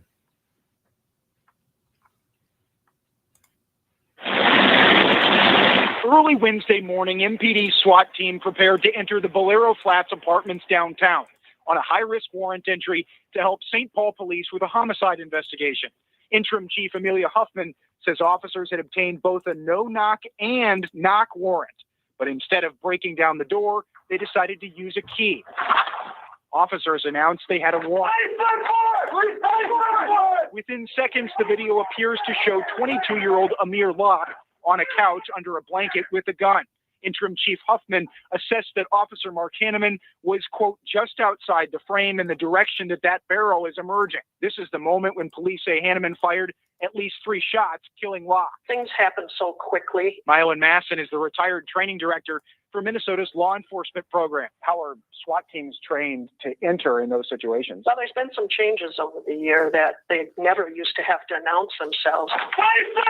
Announcing the police over and over again, that's very, very helpful. It's not clear if Locke was awake when SWAT entered. According to MPD, he was not named in the search warrant, and police haven't said whether he's connected to the St. Paul homicide investigation. How do police train for situations where they know there may be people that aren't involved in that residence? That's why they send so many people in, is so that they can keep track of everybody. They want to split it up, so that I take the person on the couch, this person takes the one in the kitchen. But it's also not clear yet who or what the police were searching for. So we just have to wait and see. We have to wait for all of the evidence to come in, the totality of the evidence. Okay, so that's from NBC News. Check out this article here. Minneapolis police released body camera footage of fatal shooting of Black man 22 during no-knock warrant. This is from February 4th, Friday, February 4th, and that video is in this article. Okay, let's go to clip 3. Now, this is from Roland Martin Unfiltered as well, and Roland and I are discussing this shooting. Let's go to this clip, Jalen. This is what the NRA posted 9 hours ago. Dear Joe Biden, let criminals walk. Same criminals commit more crimes. Come on, man. A teen charged with shooting an NYPD cop. Then they had the retweet from the NRA women. A tweet honoring Ida B. Wells Barnett. Oh, but let me help y'all out. The NRA says she was an educator, journalist, and civil rights crusader. She was also an advocate of the use of firearms for self-defense. She was an advocate for our firearms of self-defense because Black folks were getting lynched. Exactly. And I don't see a damn thing from the NRA. Go back.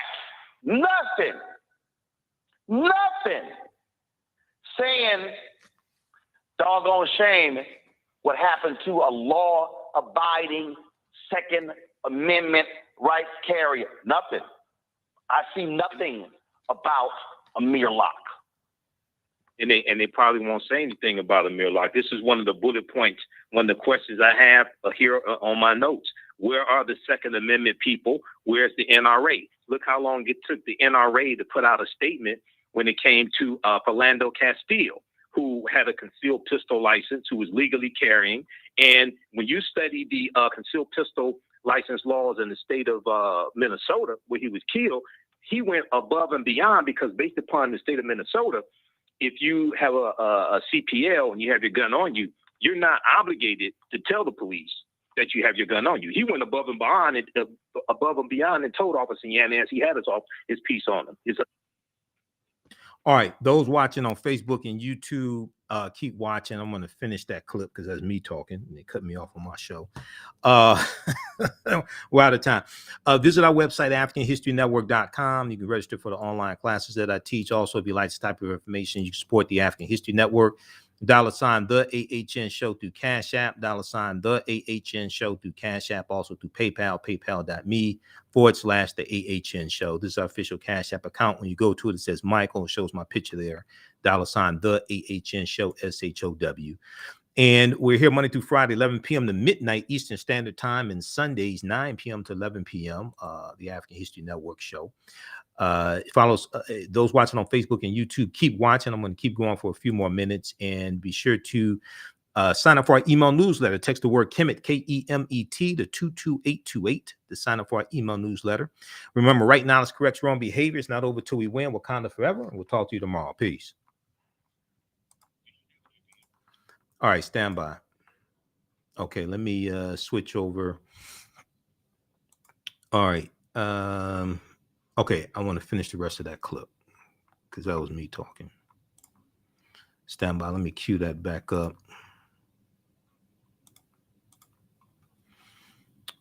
Okay, share this broadcasting on social media platforms here. Give us a thumbs up if you like this, a thumbs up, or a heart if you like this show.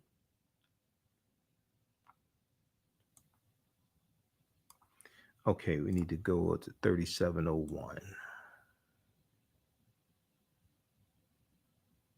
All right, let's go back to this clip from Roland Martin Unfiltered.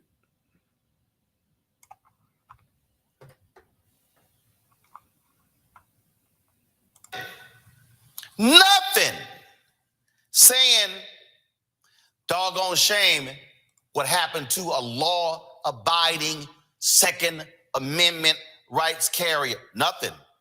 I see nothing about Amir Locke.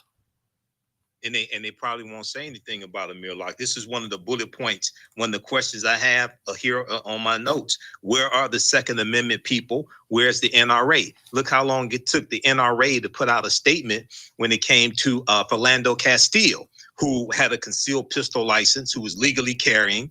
And when you study the concealed pistol license laws in the state of Minnesota, where he was killed, he went above and beyond, because based upon the state of Minnesota, if you have a CPL and you have your gun on you, you're not obligated to tell the police that you have your gun on you. He went above and beyond and told Officer Yanez he had his piece on him, his pistol on him. So, I looked at this as well. I looked at the reporting from NBC News and looked at the footage.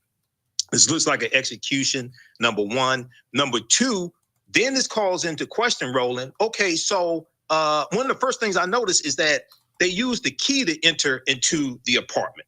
Okay.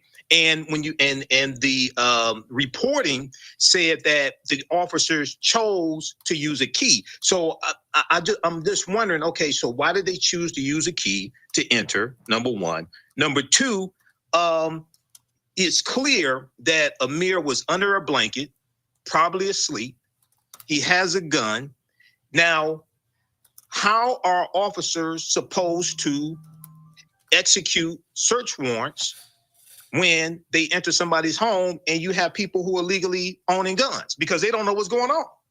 You break in, and the first thing somebody is going to do is grab that gun. Okay, so and the other thing is that it's not clear that Amir was ordered to drop the gun. Now you heard one officer say, "Show me your hands," but it's not clear he was ordered to drop the gun, which once again is really problematic in the fault of the police as well. So this is a deep case, but I wonder when the Second Amendment people and the NRA going to start voicing their opinions. And then when you ask where the white people who were protesting for George Floyd, we can ask where the white women who are out there protesting for George Floyd, because you should be talking about the Voting Rights Bill, the Voting Rights Act, because that impacts you and your women's reproductive rights also. Kelly, again, this is the fundamental problem with these no-knock warrants. The person on the other side of the door is minding their business. This is why you have got to be, if you're going to have this, you got to be 100% sure and confident that you got the right address and the right person. But here's the problem even with that. He's visiting.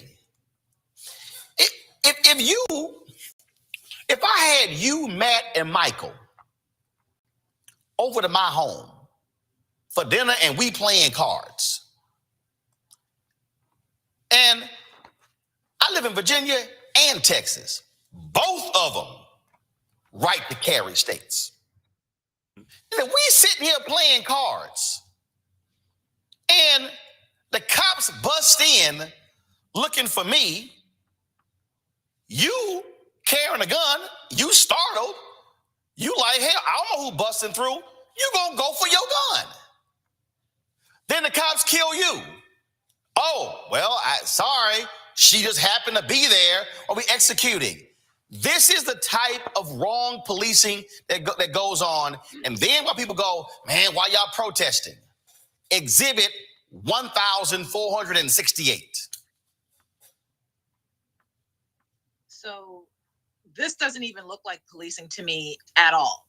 This looks like a modern day state-sponsored lynching to me, because it makes absolutely no sense that a split-second decision should result in someone's death. I really don't feel like killing someone should be a split-second decision when you have that much power that is state-sanctioned. When you're talking about no-knock warrants, I personally believe they should be unconstitutional, because, again, these are police officers entering your domain with or without your permission. In this case, clearly without permission. On top of that, again, like you said, this wasn't even his home. He's visiting. So the fact that they did this while he was sleeping, it just feels like he was killed because he was sleeping, and he reacted as a result of him waking up. And I'm frankly just tired of Black skin being perceived as a threat. And you would think that this state, of all the states in the past 2 years, that Minnesota would know better, given George Floyd, given the other deaths that have happened in that state. And just for stats' sake, nationwide in 2021, just last year, 30 plus days ago, 15 days. That's how many days that police officers did not kill someone in the line of duty. Okay, so watch the rest of that. That was Kelly Bethia. She's an attorney. I was on the panel with Kelly and Matt Manning. I think it's Matt Manning. Matt is an attorney also. Okay, that was from Roland Martin Unfiltered, Friday, February 4th, 2021. All right. So Roland mentioned the NRA's website. He was on their Twitter page. Okay. So I'm on the NRA, National Rifle Association. I'm on their Twitter page right now. And they got stuff on here about Joe Biden. This is from February 3rd. Joe just once again proved he's not serious about fixing his crime crisis. Okay. Okay. So that's not true. But anyway. So then here's the tweet about Ida B. Wells. Now, Ida B. Wells was an advocate of firearms to protect us from crazy ass white people who were lynching African Americans. And she wrote about this in the newspaper she was the publisher of. She wrote about this after the Moss Store killings of 1892 in Memphis, Tennessee, when Tom Moss and his two friends were lynched by a mob of white people. And she told them that, you know, a Winchester has a coveted place in every Negro home. And she was urging African Americans to arm themselves to protect us from crazy white people. In honor of Black, so they retweeted this tweet from NRA Women in honor. This is how stupid these people are. In honor of Black History Month, learn more about Ida B. Wells, an educator, journalist, and civil rights crusader. She was also an advocate of the use of firearms for self-defense. Yes, she was.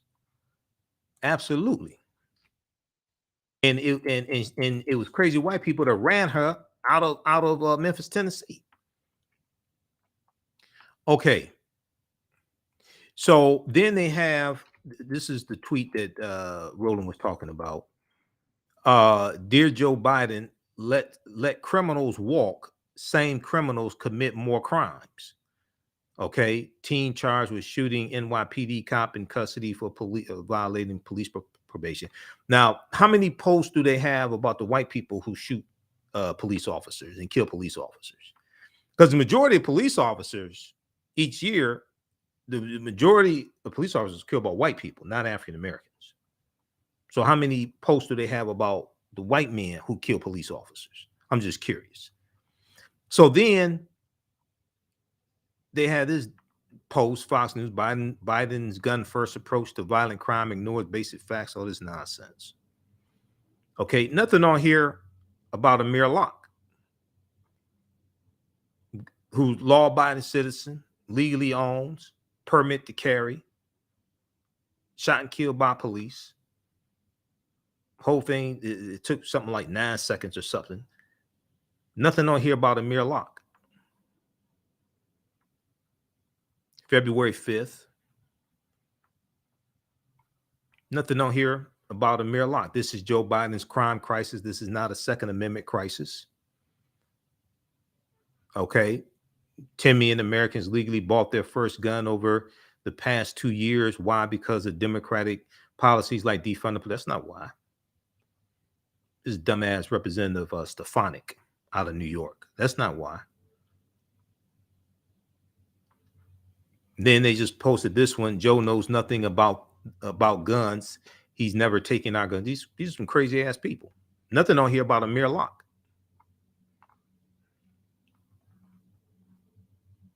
National Rifle Association. Now, just so you want to, first of all, Joe Biden has never advocated for defund the police, first of all. Just so we understand that. And I talked about this during the presidential campaign. He was for adequately funding police departments and adequately funding the social programs as well. Joe Biden has never advocated defund the police. That's just some nonsense the NRA is running because it's a bunch of ignorant ass people that follow the NRA. And they'll fall for stuff like that. There was an article, let me pull this up from Firefox. There was an article from NBC News this weekend.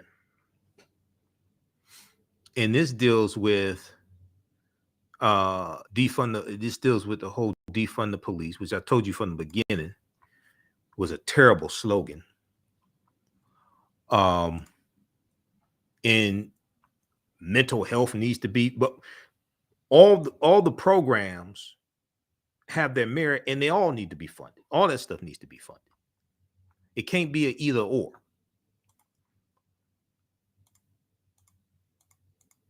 But there's an article here from NBC News.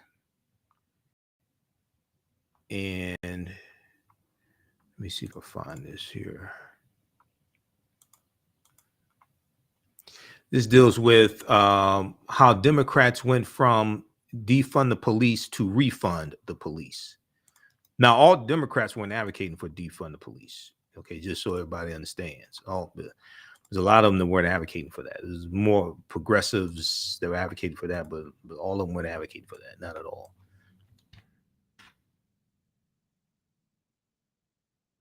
Read this article here. Now, NRA may not post this one.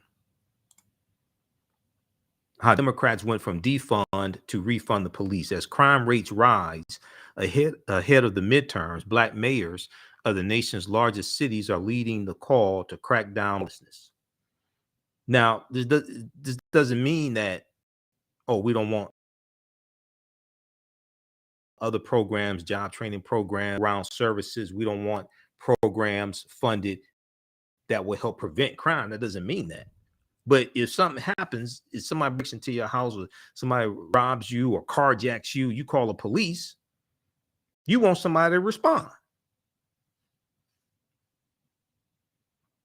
A young Democratic member of Congress declared defund the police movement dead on Thursday, and black Democratic mayors from San Francisco to New York, Chicago to Washington, D.C. are moving to increase police budgets and end the reign of criminals, because a lot of police departments are understaffed. They have a shortage of police. You've had matriculation. You have some that just going to retire, scheduled to retire, things like this.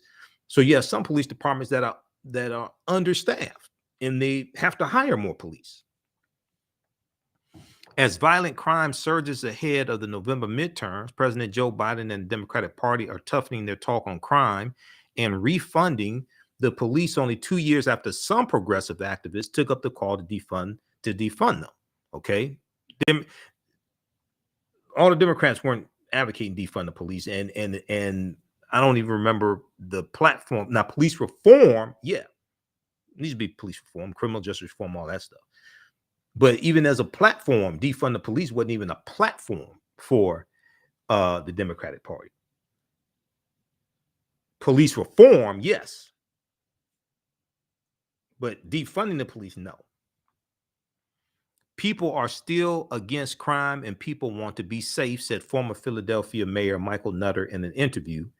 You're seeing in communities all across the country that when folks actually came to grips with the conflict of rising crime rates and an effort to quote unquote take away from policing, the public being way ahead of the politicians as usual figured out no, that's not a good idea. We want to be safe. We know Joe Biden traveled to New York City Thursday to meet with the city's new elected Democratic Mayor Eric Adams, a former police officer who has vowed to clean up the streets. Adams' victory in the crowded Democratic primary last year was seen by many in the party as a sign that voters were done with anti-police rhetoric. The voters were done with anti-police rhetoric. 2 years after Democratic officials across the country aligned themselves with protesters demanding the police be reined in, and progressives backed the elections of reformist prosecutors, the mayors of many of the nation's largest cities are now reversing course and leading calls for a tougher stance on crime. Former Mayor Michael Nutter is black. He has been on something of a crusade against Philadelphia's reformist District Attorney Larry Krasner, who was white, after the top prosecutor said at a December news conference that, quote, "We don't have a crisis of lawlessness. We don't have a crisis of crime. We don't have a crisis of violence," end quote. Now, there's a balance that has to be met with all this. Yes, you need criminal justice reform. Yes, you need police reform. Yes, some police officers need to be fired. They don't need to be police. I've said before, many of us who want to do the right thing, many of us need to become the type of police officers we say that we want to see. Because if we don't become the police officers and become the police officers in our own communities, who are going to be the police officers then? Where are they going to get them from? The white suburbs? Where are they going to come from? In the Philadelphia Inquirer op-ed, Michael Nutter wrote that, quote, it takes a certain audacity of ignorance and white privilege to say that right now, noting that people of color living in struggling parts of the city were often the ones most victimized by crime. Now, that doesn't mean we want police brutality. We want police to do their job. We don't want police brutality, and we don't want crime either. We have to disabuse people of this flawed premise that black and brown people are against the police. Black and brown people are against police abuse. Former Mayor Michael Nutter said, as Democrats, we have to do two complicated things at the same time. We have to do two complicated things at the same time. We have to ensure public safety and reform the abuses of the criminal justice system. Now, that's reality. You ain't going to hashtag your way to this either. That's reality. You're going to have to deal with the crime and deal with getting rid of rogue police officers like Jason Van Dyke, who just got released from prison after he killed Laquan McDonald. You're going to have to do both. You're going to have to do both. Okay, so read that article here from, read the rest of that from NBC News, okay? These other stories, we talked about Brian Flores early in the week. This was a story, we'll give an update on that tomorrow because we're way over time here. This is a story we talked about from the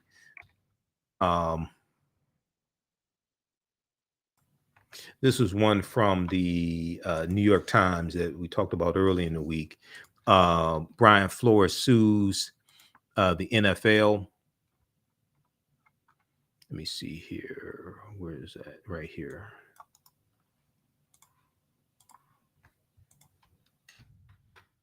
Brian Flores sues the NFL claiming bias in coaching search. Okay.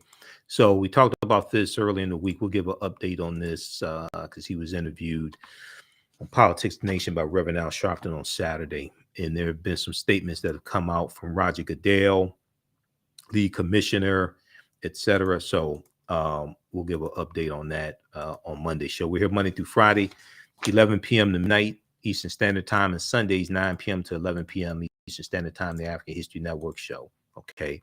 Be sure to register for the online history classes I teach on Saturdays and Sundays.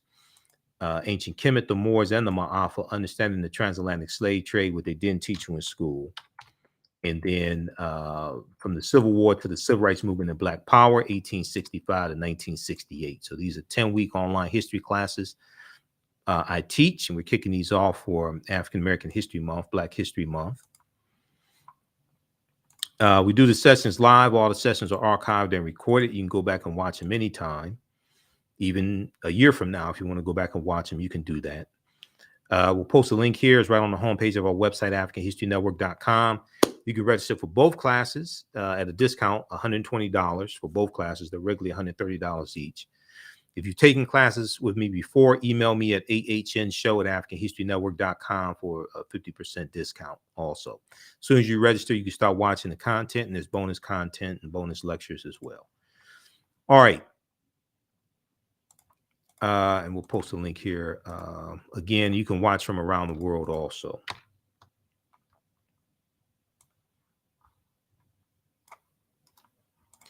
Okay, remember at the African History, also you can advertise with the African History Network. African American business owners, post name your business here on the thread of the broadcast. Email us at ahnshow@AfricanHistoryNetwork.com. We'll let you know how you can advertise with the African History Network. Current promotion, buy 1 month, get 2 months free. Buy 1 month, get 2 months free. We have 3 new advertising packages to help you market your business. Remember, at the African History Network, we focus on educating, empowering, and inspiring people of African descent throughout the diaspora and around the world.